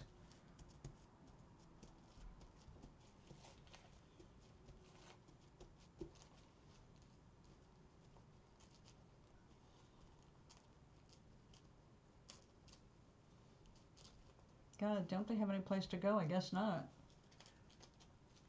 That's because you're next door to the bus station, which they should never have put up right next to an apartment building with a garden, for obvious reasons. It's no secret that Hawaii has a lot of homeless people.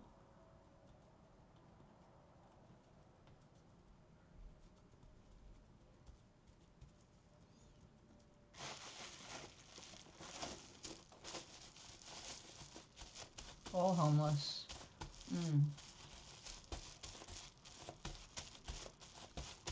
That's harsh.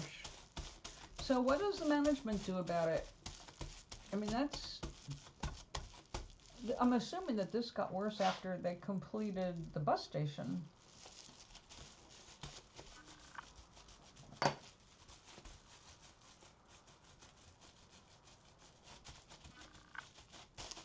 Yes, I'm doing gentle massage.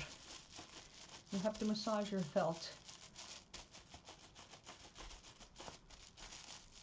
Well, I feel for the homeless, having been homeless. Yep.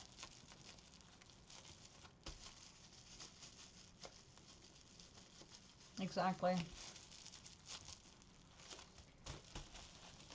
So what is management doing about it? The maintenance guy. Is he just like ignoring it? Does he give any recommendations? Has management told anybody how to interact or not interact? How to handle it?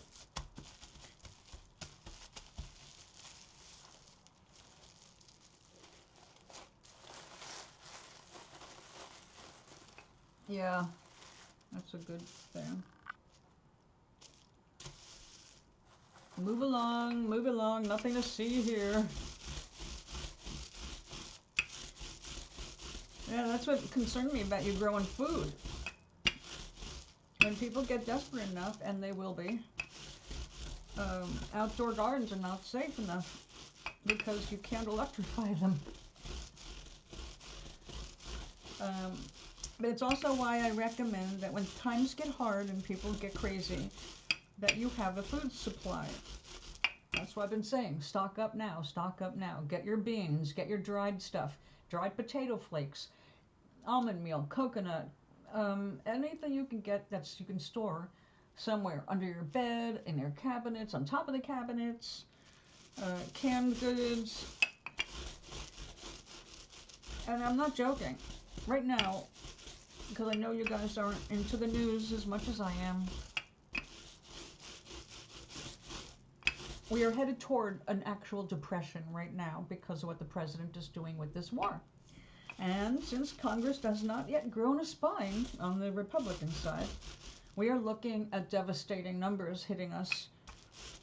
It's basically been planned all along to help Russia take over, which I know people think that's not right, but yes, I want you to remember who he stole all that stuff from the White House for.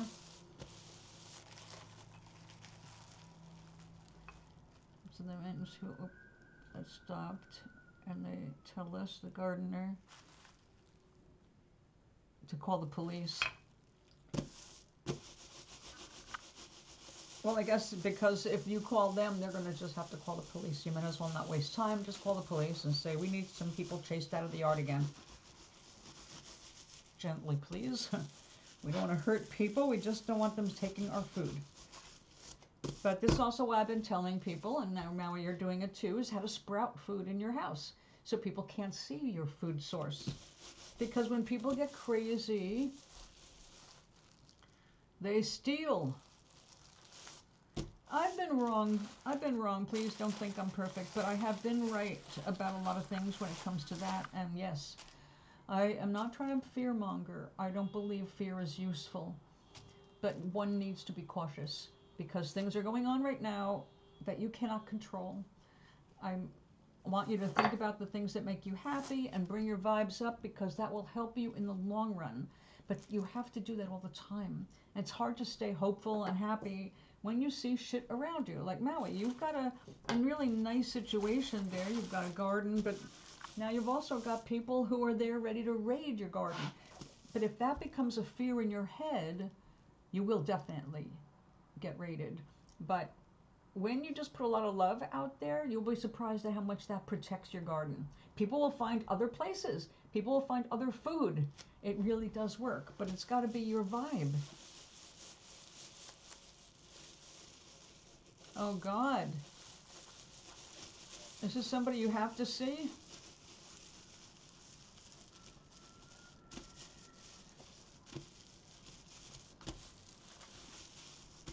Yes, I know it's hard to stock up. That's why I started advising this just around the time that Trump got elected. When he got elected, I knew for sure this was going to come. So that's why I started saying then. Every week, add an extra canned good, an extra dried thing. It's just $1 or so for a little bag of barley. Even if it's stuff you don't normally eat, that's not the point. You want to get stuff that you know is healthy and that could sustain you with doing nothing more but adding water and cooking.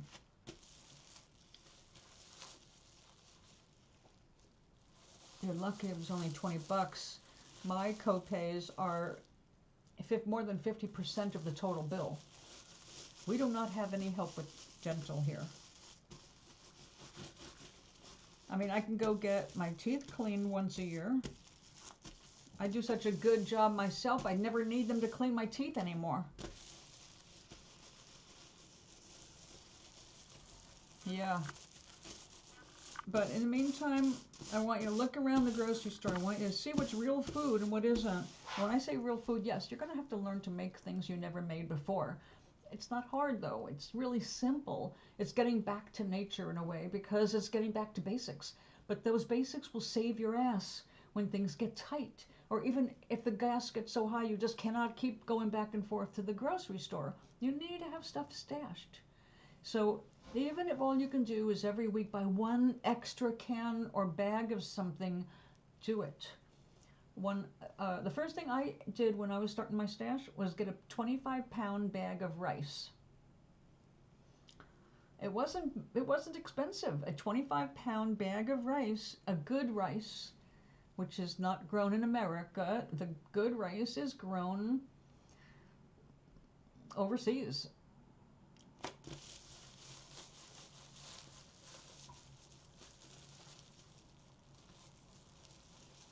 Yeah, see, I don't do that anymore, Gary.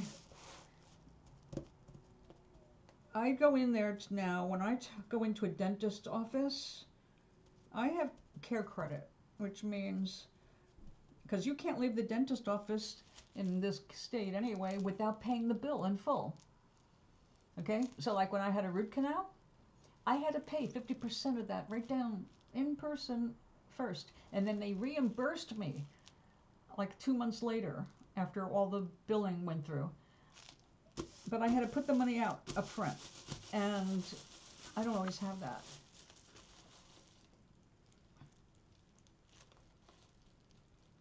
Are we to Hero Township? What do you mean? Oh, if you want to join my club in Township, my club is called Sunny Side Up.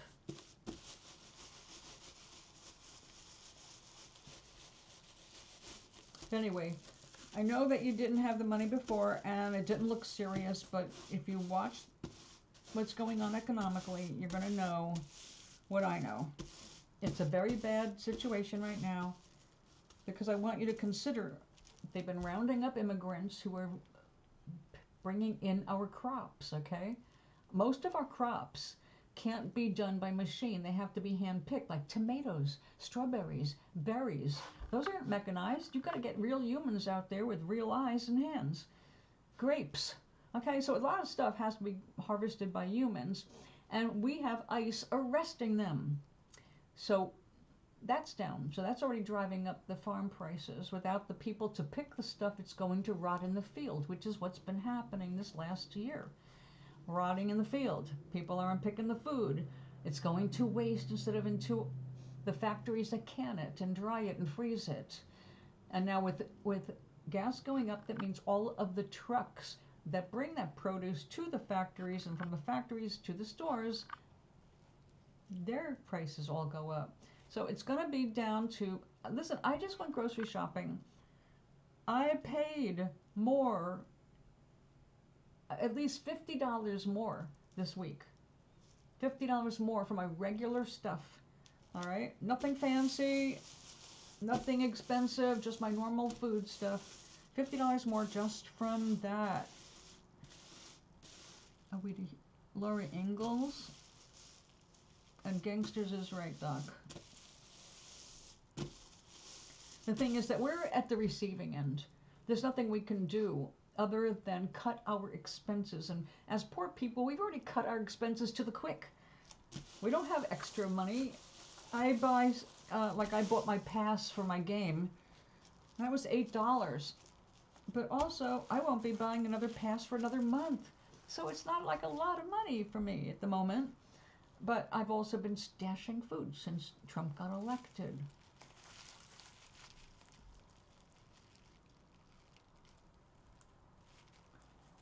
That's what I'm saying, man. Yes, you should make friends with the chickens to get their eggs. Because they lay an egg every day. As long as they're not sitting on one. The trick with those, though, is you gotta get them while they're still warm. And get them right into your, not the refrigerator. Don't wash them, just bring them in, put them in a basket, away from light. Keep them at a cool temperature if you can, but not the refrigerator. And once you wash them, they have to go in the refrigerator. And once they've been refrigerated, you have to keep them in the refrigerator.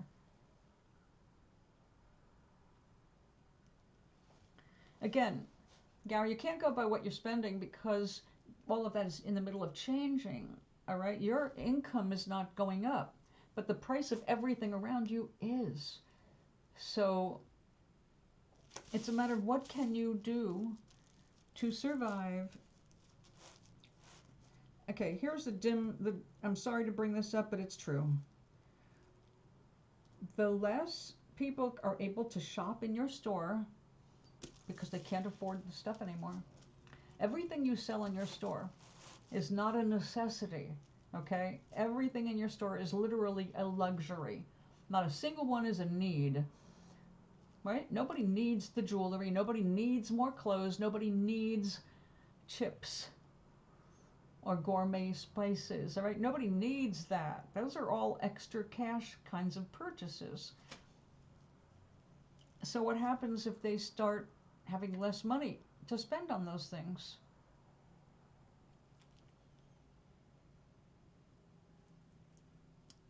If you're only spending $30 a week for food, I worry about what you're eating. Because I spend more than that. And I'm just a little old lady. Now, seriously, at this point, it's time for Americans, if they want to survive what's coming, to educate themselves a little better. You have to learn about what food is out there that's natural food. What can you put up? And I recommend highly beans, dried beans, because you can preserve them for a long time in a closet, under a bed. Just put them in airtight bags, make sure, freeze them overnight and then put them out there. And that way anything that might be living in there organically will be dead and you don't have to worry about it. But beans are a really wise investment because they're a protein source. If you can't get meat, you're going to need protein or you will die. Your body will take it from your own muscles and you end up sick and weak. So you need protein, and that, I know I can't do that. I'm a very conservative person and I still spend more than that a week. So Gary, I don't know what kind of food you're eating, but expect the cost to rise. Also, if you're eating prepared foods, those are going to disappear because, like I said, the factories aren't getting the produce and stuff to make into these prepared foods. So if they're not getting it in the first place, how are you going to get it? You're not. And what is available is going to go up, up, up, because people want the convenience of those foods. Whether they're good for you or not is not even... Yeah, and how long do you think that's going to last? You know, people who suddenly have diet changes. Yeah, but tell Doc what you eat. Because you showed me what you eat. And some of that's not going to be around, sweetie. He eats macaroni and cheese and wings, basically all fat and carbs. Almost no protein. So the chub is from fat. It's not protein. It's not your muscle chub. It's fat chub. And believe me, that goes fast. You see how skinny I am? Plenty chub only lasts for a couple of weeks, sweetie. And then if you're finding yourself on a forced diet, I'm not trying to scare you, Gary. And I'm not telling you you're bad or anything else like that, because you're not. You're a good guy. You're not really good at taking care of yourself, healthy ways, but that's you. I don't care. Personally, it's up to you how you want your health to be.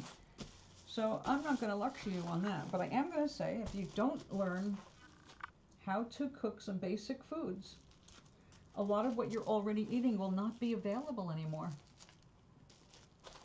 Come this harvest season, mind you, who's out there planting right now?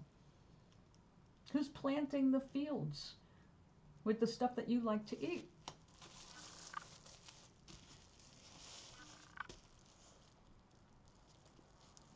Yeah, I know.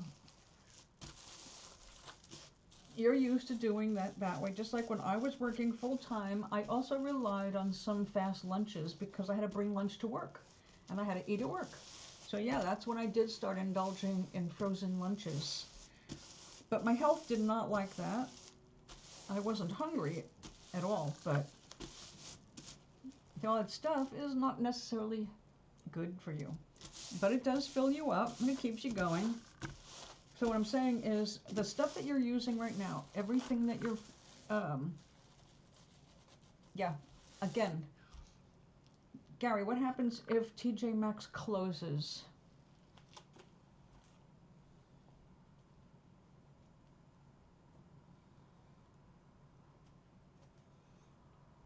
In a depression, that means people can't find work.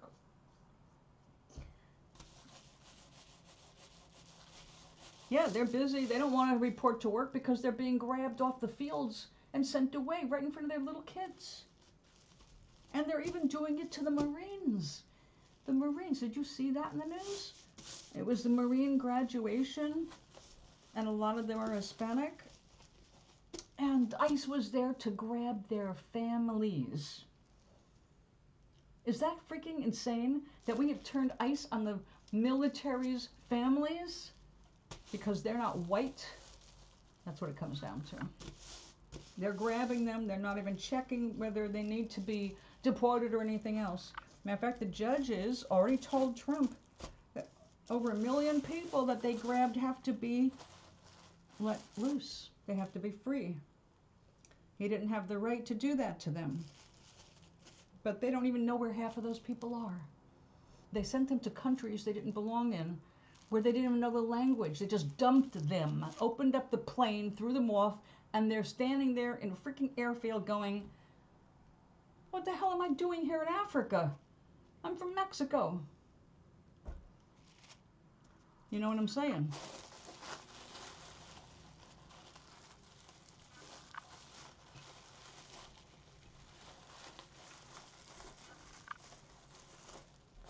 I wasn't talking about ice cream.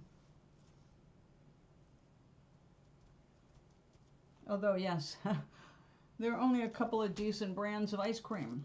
The rest of them are full of chemicals you don't want.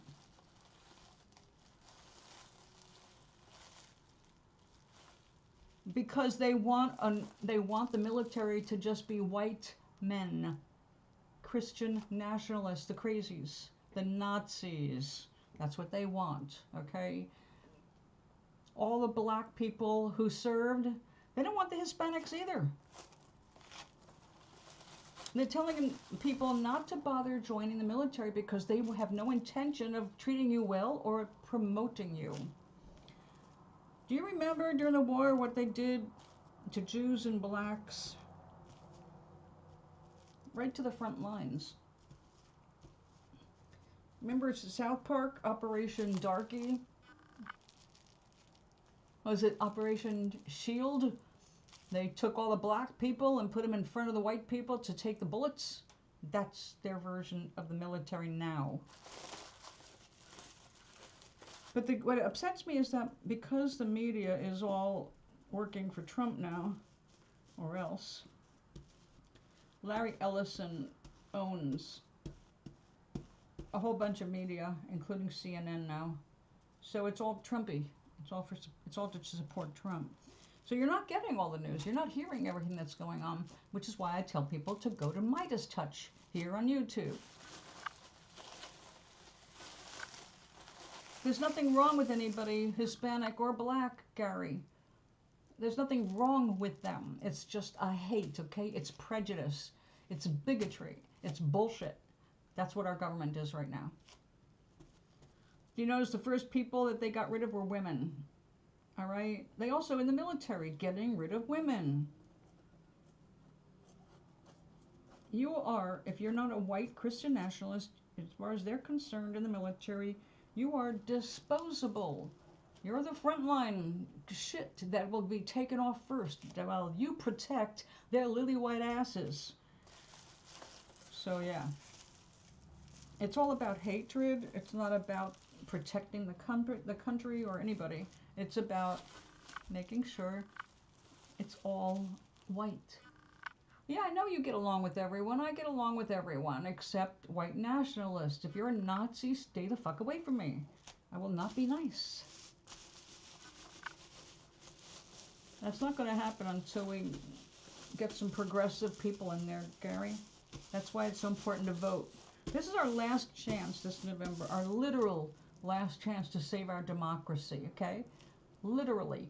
Without doing this in elections, we're going to be down to civil war, where we're killing each other on our own streets, where they're turning each other in, okay? And people don't trust anybody. Do you want that for our future, or do we want to make America the real America we wanted to create in the first place?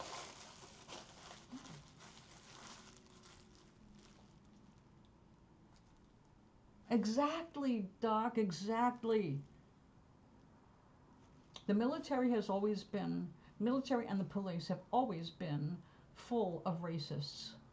I can go back to when I was a kid. I know this is true because my stepfather was a cop. And my step-uncles were cops. My step-uncle was the police chief of Yonkers, New York, who interceded for me when I was fighting a Mount Vernon cop for rape. All right? The only reason my case got anywhere was because I had a chief of police from another city come over and say, hey, I believe this girl. I was 15 fighting the police station. You want to find the scum, the pedophiles, and the pedophile protectors? Start with the cops. Start with the military. Unfortunately, people who love to bully other people and be tough and carry guns, guess what? You think those are the nice people you want to invite to dinner or marry? No.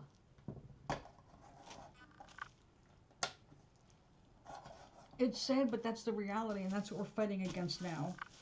Do we want America to be bullshit, or do we want to really become something that we can be proud of?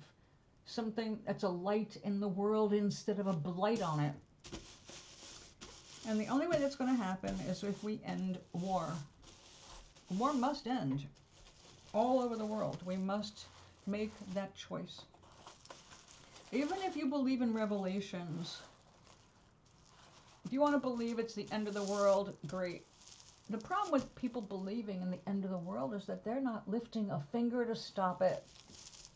That's what we have right now. People are so into the end of the world because evangelism is not about Jesus. Evangelism is not about love, or Jesus, or even Christianity. Evangelism is about domination and death. It's a death cult. Your reward comes after you're dead. I don't blame you for not liking reality, but we are creating reality. So whatever you don't like, it's up to us to change that. It will not change just by talking. It will change by changing your energy. You don't have to force the way. You do not have to force it. But you do have to learn how to control your energy and your focus. That makes the difference in the world. So when we talk about the problems of the world, we're putting attention on them, right?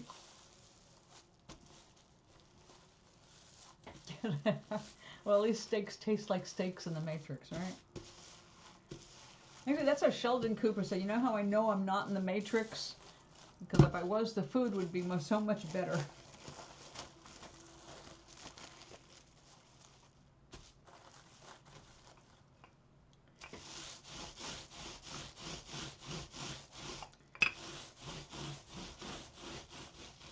When I ask you to think about what makes you happy, it's because if you don't learn to focus on what makes you happy, then you're not creating a world that you can enjoy. The energy of the problem is the opposite of the energy of the solution. The opposite of illness is a solution, a cure, right? Well, you're not going to get to the cure if you just sit there staring at the problem. You have to be looking for the cure. So if we just sit around and talk about how the world sucks, we're not helping. In fact, we're giving it attention it shouldn't be getting at all, other than letting it point the opposite direction. What makes us happy? What makes us feel good? What do we want to see happen in this country? We want to see people getting along, right? We want examples of the kindness that we know exists. The news always brings the worst. This is why I like this one channel I subscribe to that every month gives a report on what's going right in the world. There's a lot of good. There's a lot of kindness. There's a lot of wonderful stories about what people are doing for each other. No matter how bad it is, they find it in their hearts to help each other. So it still exists, even though it's not getting media coverage. So if you connect with that love, if you connect with what you can do and how you want to see things, I want to see people treated fairly. I want real equality. Men, women, children, black, white, purple, gay, trans, neither, doesn't matter. If you're a human being and you're on this planet, I want to see you doing well. I want to see you prosper. All of you. Everyone. So I want to imagine a world that people are getting along, that the kindness wins, that we finally say, screw war, we're all done with it. We don't want any more war. Anybody who wants war, they want war, we're going to lock them up. Because we don't want war. And until people get strong enough to say things like that and say, nope, we're not buying it, that it's honorable to die in battle. It's honorable to die in defense of your religion. It's honorable to die in defense of your president. Ugh. In our case, big yuck. It's not an honor to give up your life for assholes. Why would it be? If I have to give up my life to help a change happen, I'd like it because I stepped in and got between a bad person and a good, or somebody bullying another person. I'm the chihuahua that feels like a bull terrier. I will get in between. I will defend the dog that's getting beaten, whether the dog is a human or an actual dog. But that's what you have to stand for. If you don't stand for something good, you can't blame your position on other people. Focus on what feels good. Maui, you have a garden. Right now, it feels like it's a bit under threat because you've got homeless people hanging out where you definitely don't want them. But if you focus on how upset you can get over that, and rightfully, I'm not saying you'd have no right to be angry or upset or frightened or anything else. It's just that those feelings are not going to help you and they're not going to bring safety to your garden. You have to employ the same thing you used that attracted help for the garden, which was love. Focusing. Just even you saw how fast it works. You saw how fast it works by your focusing. And Gary, you too, you've seen the fruit of your labor, your mental labor, your emotional labor, when you turned your mind and thoughts to something good, a person you wanted to hear from, a garden you wanted to see blooming. When you changed your attention, you attracted things that were good.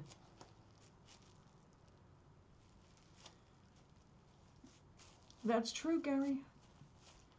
Right, well, there's nothing you can do about the storms, because the storms are a manifestation that did not start with you. It's a creation of millions, okay? So no, you can't do anything about the storms, but how much you are affected by them, right? Even in the middle of a storm. Remember, the center of the hurricane is not moving. There's no motion. It's safe right there in the center. And we're not safe outward. So it's, lots of stuff can happen around you. It's like having a storm. Everybody else is flooded. How many people lost power and you did not?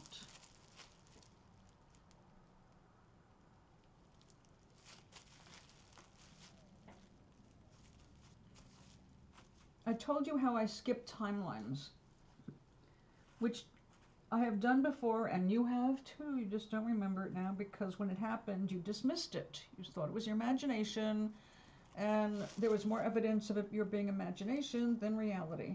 And yet, somehow, things shifted. When you are faced with something that gives you fear, like me, and I shifted because I had a package stolen. Now, I live in an apartment building, hundreds of people in here. I'm on the top floor, I'm the furthest away from the elevator, but I'm right next to an emergency staircase. I love it because it means it's quiet. I don't hear people in the elevator because I'm so far away from it. But you go up and down the stairs, and people take that as a shortcut when they're delivering things. Well, I got a package dropped off in front of my apartment, I got the notice, and it was gone. All right, someone stole it. And I've told you the story before. All right, got 2 other people involved with this package, not the shippers. Going, because I was told my neighbor had a Ring camera. And somebody else in the building, who works in the building, said, ask your neighbor, she has a Ring camera. Ask her to look over the footage and see who stole your package. And I did, and she said, okay, I'll look. And the next day she came back and said, I didn't see anything at all. I said, okay. She didn't even see the package. So that's interesting, right? But I realized, oh my God, somebody got away with it. And I immediately started feeling fear about being next to the stairwell, where anybody can be right there and grab something and disappear faster than I can open my door. Because that's how fast, right? Real quick. But I didn't want to feel that fear. I knew that if I got stuck in that fear and became fearful of my own home, that would only magnify. And what happens when you magnify those fears? You bring them to life. I would attract somebody who would steal more things. I'd have more things disappearing if I made that a focal point. So I sat down and said, nope, we're not going to become afraid of our environment. We're not going to suddenly become afraid that there's a staircase next to me. I have seen that as a blessing. I want to keep seeing it as a blessing. Well, I so thoroughly released that from my energy field, completely, that after over a week, and maybe even 2 weeks of trying to track this back and forth with the pictures and the video and asking for, anybody know what happened to my package, the package appeared. Seriously, the package that was not there suddenly was there. Way after the event, all right? Way after the event, I did get the package. But what was really weird was that my neighbor no longer has a Ring camera, nor does she remember us having that conversation when I asked her to look at her camera footage. And the woman who told me to talk to her, no recollection of the event at all. You can change your reality. You just don't see how it's happening yet. So, Maui, you have a wonderful garden, and it has been a blessing to you. You have learned so much. You get better with it every year. You're growing better things. And so now a new fear has been introduced, the fear of your stuff being destroyed by humans rather than weather.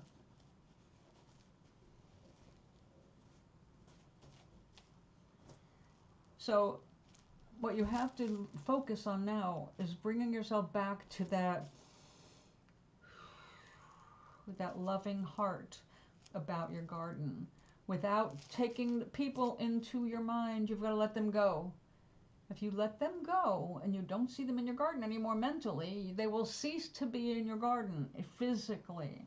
And you have proven this to yourself. Remember, look at when you sat just one night we talked about it. What do you love? You love taking pictures of the flowers of your vegetables. And we got into that and how good it felt and how exciting it was to see those first flowers, right? The next day, someone from across the island stopped on a rare visit to your side of the island, stopped, saw your garden, and offered advice. And then, not that long after, came back and dumped a whole bunch of stuff you could use for your garden. No charge. And other people suddenly had stuff to give to you. And then people were giving you shares of what they were growing, or they got extra. When you change your energy, everything around you shifts. Everything.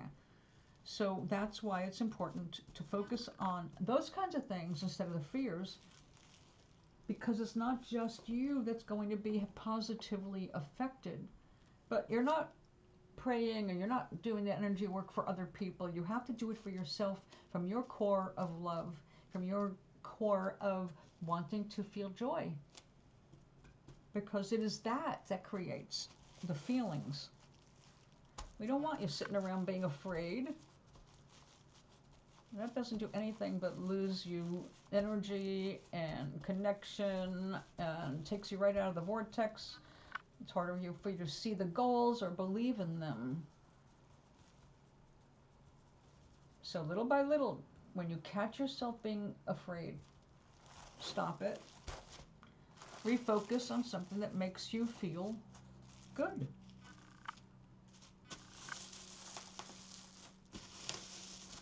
And you're right, you didn't specify on how much rain you needed, but you weren't the only one.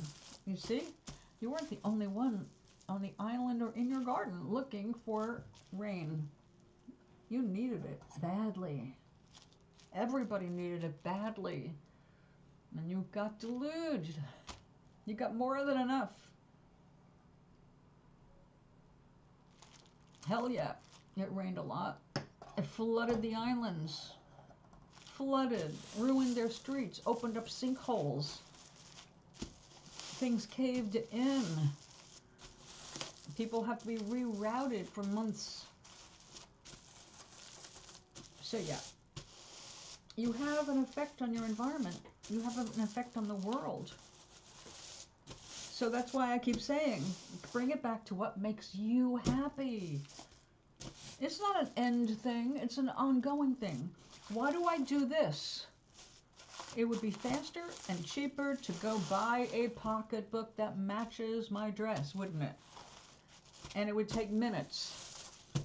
And I couldn't do that. I could have just enjoyed looking online until I found a purse I really wanted, and then I'd have to see, could I afford that purse I really want?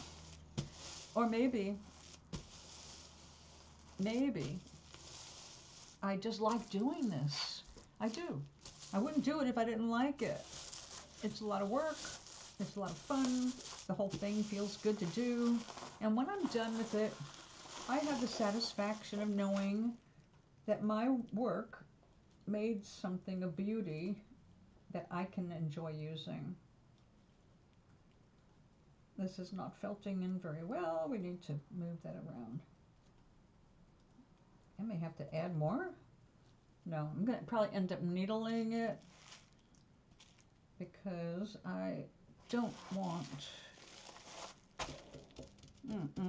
Let me get my needle.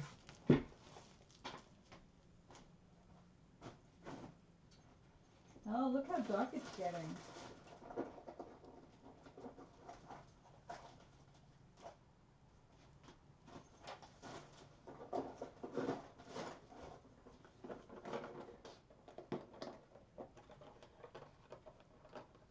Okay. Now this happens to be on top of foam core, so it might just work.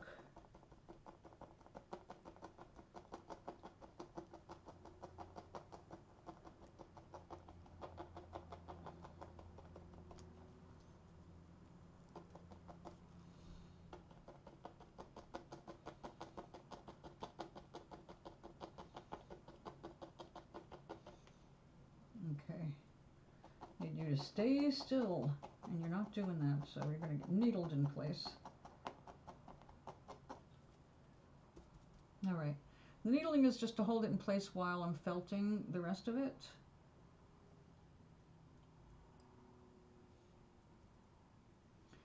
And we're going to have to needle point that one down too. Oh, okay. Much worse. Yeah, it's terrible. If you get too much of anything, it's a bad thing. And too much candy is a bad thing. Here comes the rain again, all on my head like a memory. Yes, I loved that album. That whole album was great. But me, I usually go to Singing in the Rain. I'm singing in the rain, just singing in the rain.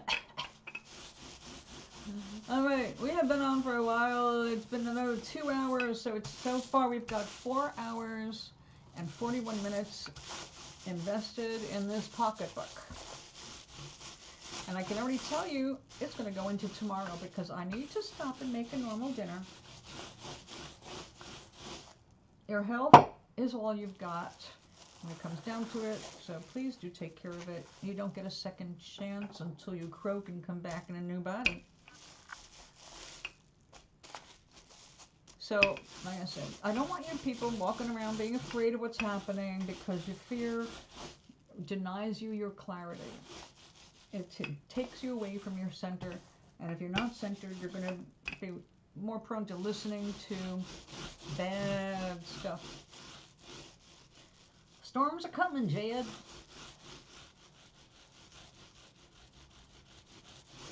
Good. It's an adventure to be here. Nobody forces us to come here. We are all volunteers, even those people who are suicidal and cannot imagine why they would come here. It's because they have to learn why they came here. Nobody can tell them.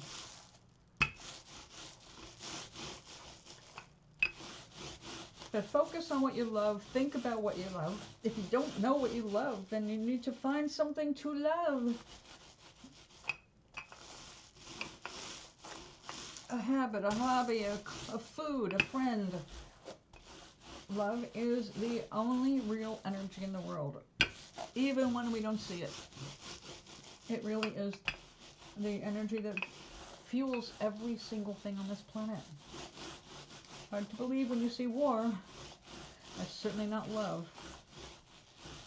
But yes, even people involved with that came here with love as their core. So if you want to do something like a mental exercise, imagine yourself as being like a gigantic orange. And each of your sections is full of juicy love. And when you open up in all these little sections, they can go all around the world, sharing love with the entire world, or just sharing your mandarin orange.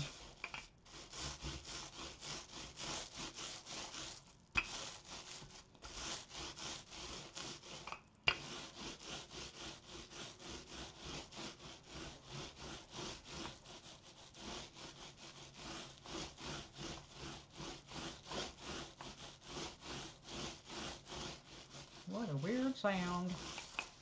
All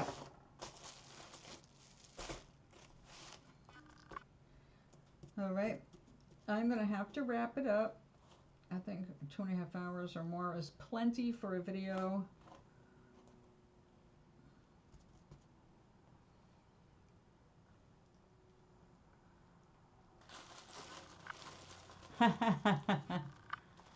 Yeah, I used to sing that song when I was in my first rock band. We did Somebody to Love, we did Brown Sugar, we did Gimme Shelter, In Sympathy of the Devil. We did a lot of rock and roll that was popular back then.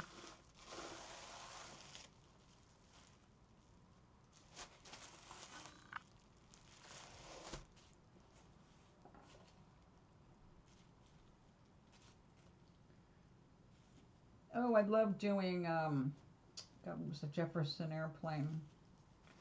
One pill makes you larger, and one pill makes you small.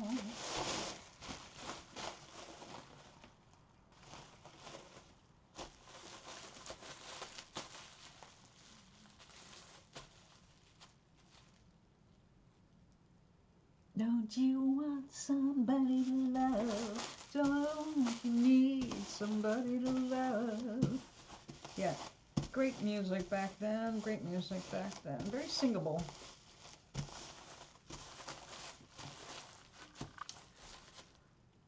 Okay, well, we need to get some of that Maui rain over to Georgia for Gary. Jefferson Starship came after Jefferson Airplane. When they became Jefferson Starship, they had who was it, Marty Ballin as a singer? Give it up. I know that one too. Didn't remember it was by KC. Was it KC and the Sunshine Band?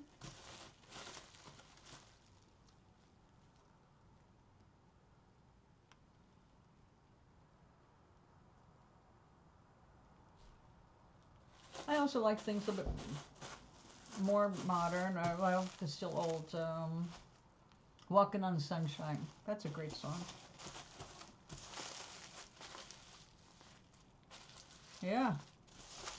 It's a major drought. Everybody needs to be calling their congressman and telling Georgia to can the AI data centers because you can't afford the water.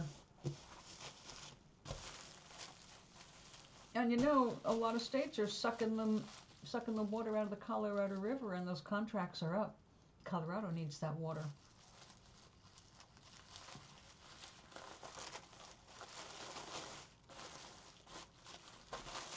I'm saying you got to be prepared for where you are because we have been living artificially for a very long time. People don't realize how much of this stuff that keeps them alive is coming from other places in the world.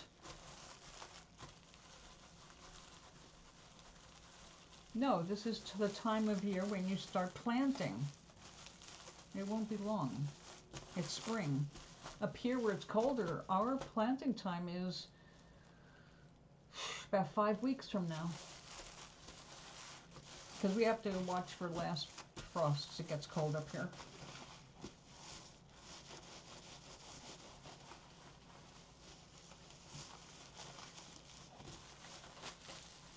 This town and ponds are drying up. In this town, and usually do. The ponds are drying up and have always been there. Yeah, that sucks. Do you remember when we had a drought? Oh, Oklahoma, I think it was, had a bad drought. And because of the drought, they were told, don't wash your cars every week because we can't afford the water. We need it for drinking. So Samara went and blew the well. There was a lock on the well because it was needed for people to drink the water. And he went and blew it up and wasted all that water because when he blew it up, There was no valve to stop the water, and I don't know how many thousands of gallons of drinkable water spilled out. All because he was pissed off that the government told him he can't wash his car or his pickup. Oh yeah. So let's hope that you get some spring showers, Gary. We're supposed to get some spring showers tonight, I think. Oh, and by the way, I didn't say it because I was in the middle of a sentence, but when I looked over, I had an eagle in my tree. A bald eagle. A bald eagle. A bald eagle.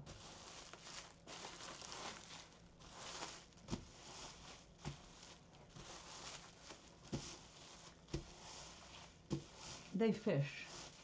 They'll eat anything that moves if they can help it, but they generally like to fish, and they build their nests near the river. That's why I get to see eagles now.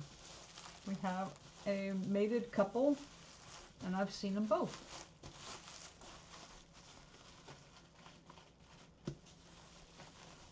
Which is cool because until I moved here, the only way I ever saw an eagle was either so far up in the sky, I couldn't really be sure other than it looked really big, and in pictures.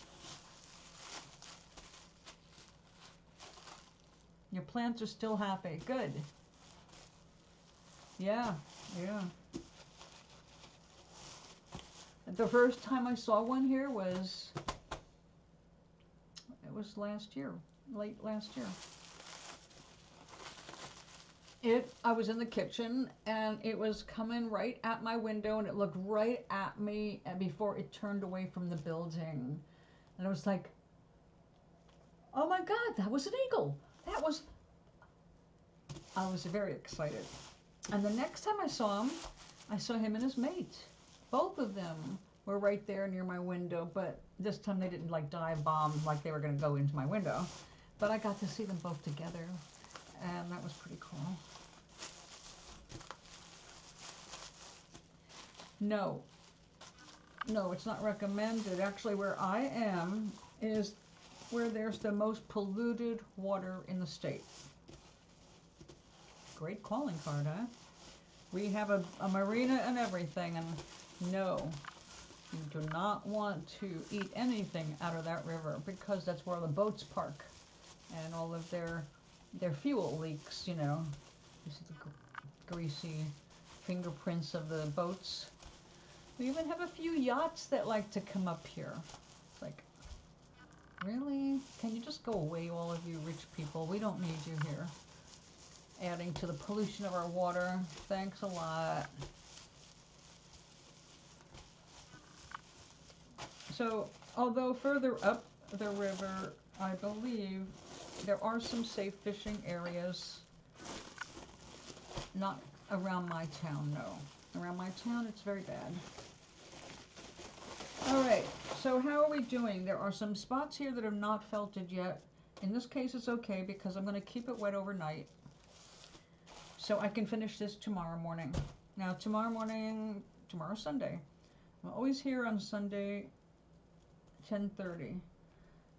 But I'm thinking of changing it to 11 because unlike when I used to get a lot of people here from Australia in the morning, we don't anymore. Well, actually, the whole YouTube thing is newer. But all these years, morning was a good time to get people from all over the world. But now I'm sitting by myself for an hour, and why bother if no one's going to be here? So I may switch to 11 o'clock and just do an hour and then have lunch and then come back. But tomorrow we will finish this.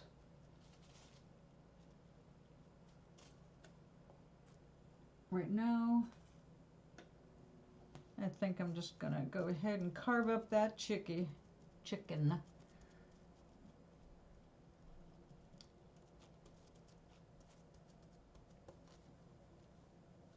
I don't work 2 days? All right, well, then you'll be here for the weekend.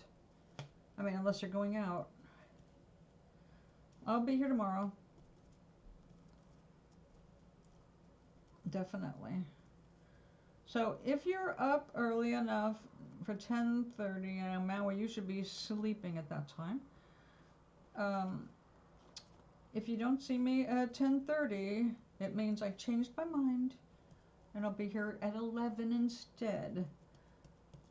On Twitch, I had a calendar that told everybody every Sunday, 10:30 to noon, but this time we don't have that. Oh yeah, Easter. I keep forgetting. I don't celebrate it personally, so I forget.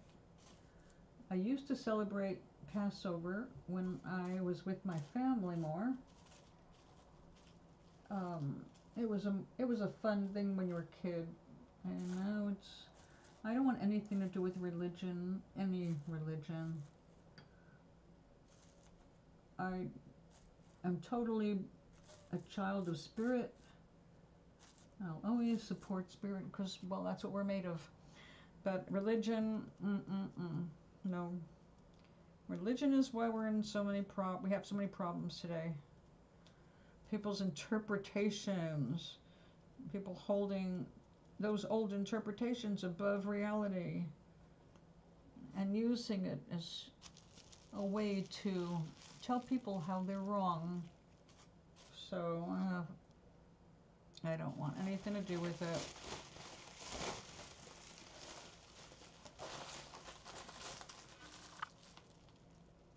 Yeah, I've done that. It's been a long time since I've done that, but I've done that. Got up convinced it was later than it was, or even the wrong day. In fact, this month.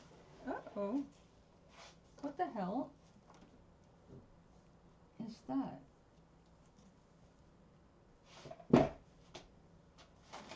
Hold on.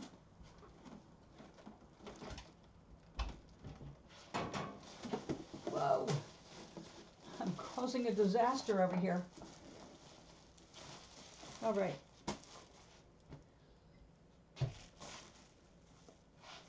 I dropped my wool over there. I'm going to have to get it.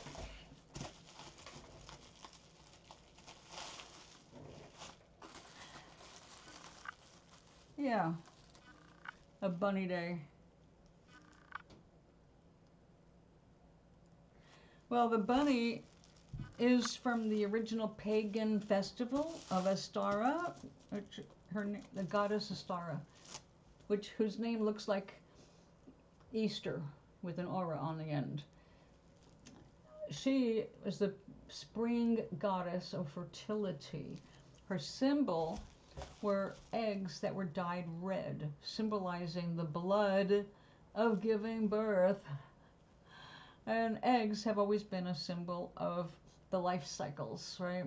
So it started with bunnies because, you know, how they multiply. It was a fertility cult that existed. And Astara was a Germanic goddess. But then we had Christianity come up and get rid of all the goddesses. But Easter was already part of the culture. So they took the stuff from the goddess Astara and mixed it up with Christianity to create a celebration everybody could get behind. People dressed as rabbits scare you?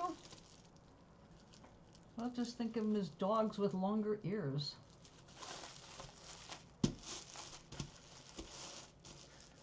None of that scares me. I do want to question the sanity of people who spend a lot of time dressed up like bunnies or anything. But that's up to them.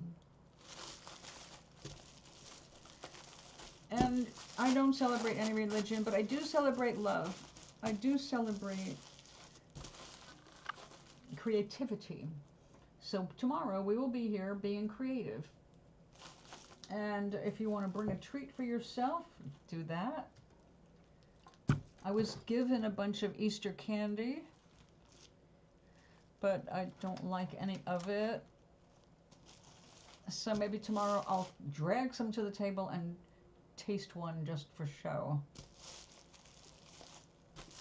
Yeah, so now you know the origin of bunnies and eggs. They had nothing whatsoever to do with Christianity, everything to do with the fertility goddess, as most of our religions, symbolism, were stolen by Christianity, just like Christmas. Jesus was not born in December. That is the winter equinox, the winter solstice bit. When we brought in decorated the log, symbolizing the new year, and then we burned it and saved some of the ashes for the next year.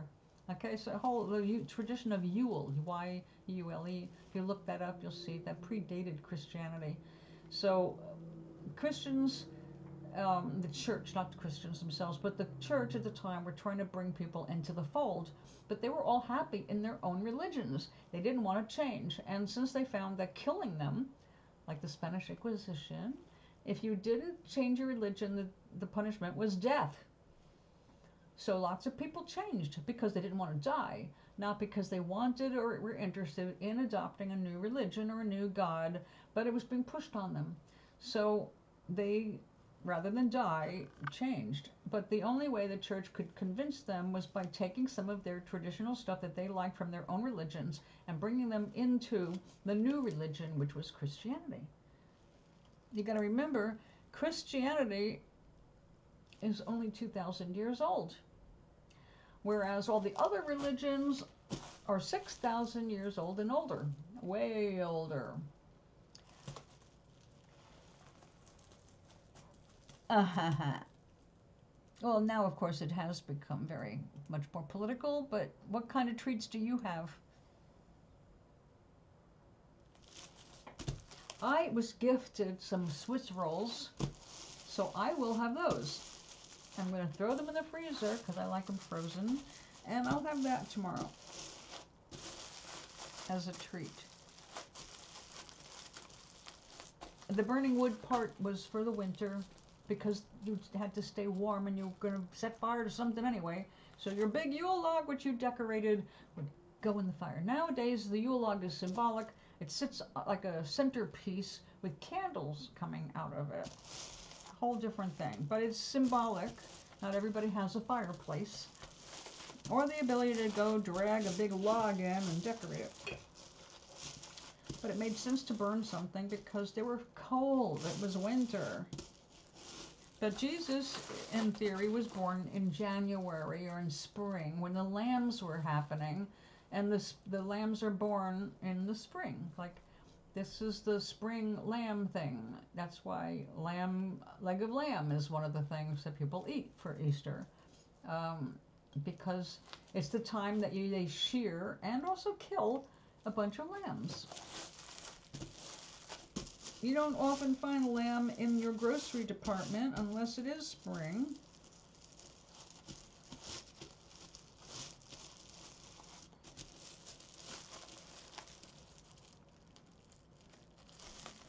Oh, you got some pastries. All right. Well, when I was little, we didn't have the Swiss rolls. They were called yodels. I loved yodels as a kid. But my friend Maureen gave me a box of Swiss rolls because when we were at the grocery store together, I was patting myself on the back for walking through the junk food department and not buying anything. And I said, well, I'm so tempted to get these Swiss rolls or whatever it was. I said, but I'm not going to give in and I'm not going to buy them. And then she and her sister went to BJ's where she bought a large box for me that had 12 Swiss rolls in it. So, I'm set. I love lamb. Not leg of lamb. I like lamb chops. I grew up with that. It is gamey. That's why they make a mint sauce. But I like spicy stuff. So I usually add curry powder. I like it a little spicier.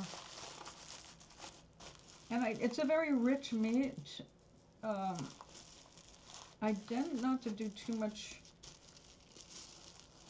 of that. Well, right now I've got a refrigerator, a freezer full because I got stuff while it was on sale. So I could stock my freezer. Again, there are things I don't normally eat during the year. But when there's a good sale on something, like right now, I've got a rack of baby back ribs in my freezer. And it arrived frozen. So I did not have time to cut it up and break it down into packages. So I just shoved it in the freezer to get it off my, well, I couldn't put it in the refrigerator. So right in the freezer, it's a big rack. And I'm going to have to cook the whole damn thing. I was so fat. I loved all Little Debbie's. Yes, yes, yes, exactly. Well, you know, it's really funny because Glenn used to love Little Debbie's cinnamon rolls. But when I would always bought them for him, so he always had a cinnamon roll for a snack at work. But I will tell you, every time I opened the box, I could only smell the alcohol, the fermentation that was going on. It was like, it smells like booze. What the hell is going on with this stuff? I just never really trusted them. But he liked them, so he got one every day. That, a blueberry muffin that I made with our own blueberries that we grew.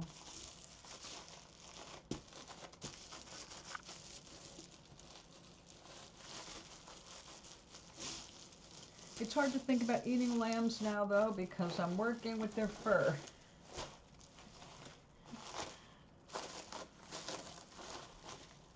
Like, I don't want to kill them. I want their fur, their hair, so I can make stuff. All right, we're gonna call it a day. I'm gonna go make myself food and many cartons of ice cream. Oh, no. I like ice cream, but I have the same pint of vanilla Haagen-Dazs for over a month now. I should just finish it because I have to keep putting plastic in it to keep it from icing up. I just don't eat a lot of ice cream. And again, it's not because I don't like it, it's because it's bad for you. It's, you know, I mean, if you really want ice cream, get some heavy cream and whip it up yourself and stick it in the freezer. And make it any flavor you want. I discovered that if you whip up a container of heavy cream with a package, or half a package actually, of hot cocoa powder, it tastes exactly like chocolate ice cream. I mean, like, whoa, this is like chocolate ice cream. So I whip it up into whipped cream, whip in the chocolate, or if you want, strawberries, peaches, whatever you want to throw in it. Whip it up, cover it with plastic touching it, and stick it in the freezer. In a couple of hours, you will have the best ice cream you have ever eaten. Without any artificial crap in it. No preservatives, no thickeners, no guar gum, none of that. Well, that's because that's a lot of sugar before you go to bed. The problem is, if you ever want to lose weight, you cannot be eating sugar at bedtime because it's got no place to go. Sugar is a very fast-burning fuel, and if you don't burn it up by activity after you've eaten it, guess what? That's where it goes. And it also adds to your risk of diabetes developing later. Because even if it doesn't run in the family, you can still end up with type 2 from bad diet. So again, sugar is the worst thing for your diet. It's what actually creates hardening of the arteries. Sugar, not fat. Sugar becomes fat. So really the biggest devil is sugar, sugar. I got plenty of sugar. Yeah, well, I'm not going to commend you on that. I do sugar too. Every cup of tea or coffee has a spoon of sugar in it.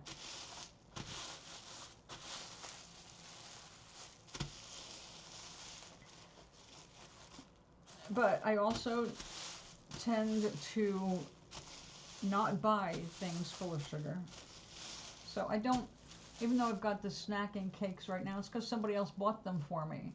And I don't buy crackers anymore. I still have some that I have purchased, but they've been around a while. Because now that I've learned how to make my own crackers at a fraction of the price, and they come out so much better than what you get in the grocery store full of chemicals. Yeah, I'm learning to make more and more of my own stuff. And it's healthier, it tastes better, and way, way, way cheaper. I mean, when you look at how much they want for breakfast cereal, really? You want how much for Rice Krispies again? You want $5 a box? No, thank you. Anyway, go forth. Feed your face. Eat well. Eat something healthy. I'll see you in the morning, guys. Miss my face.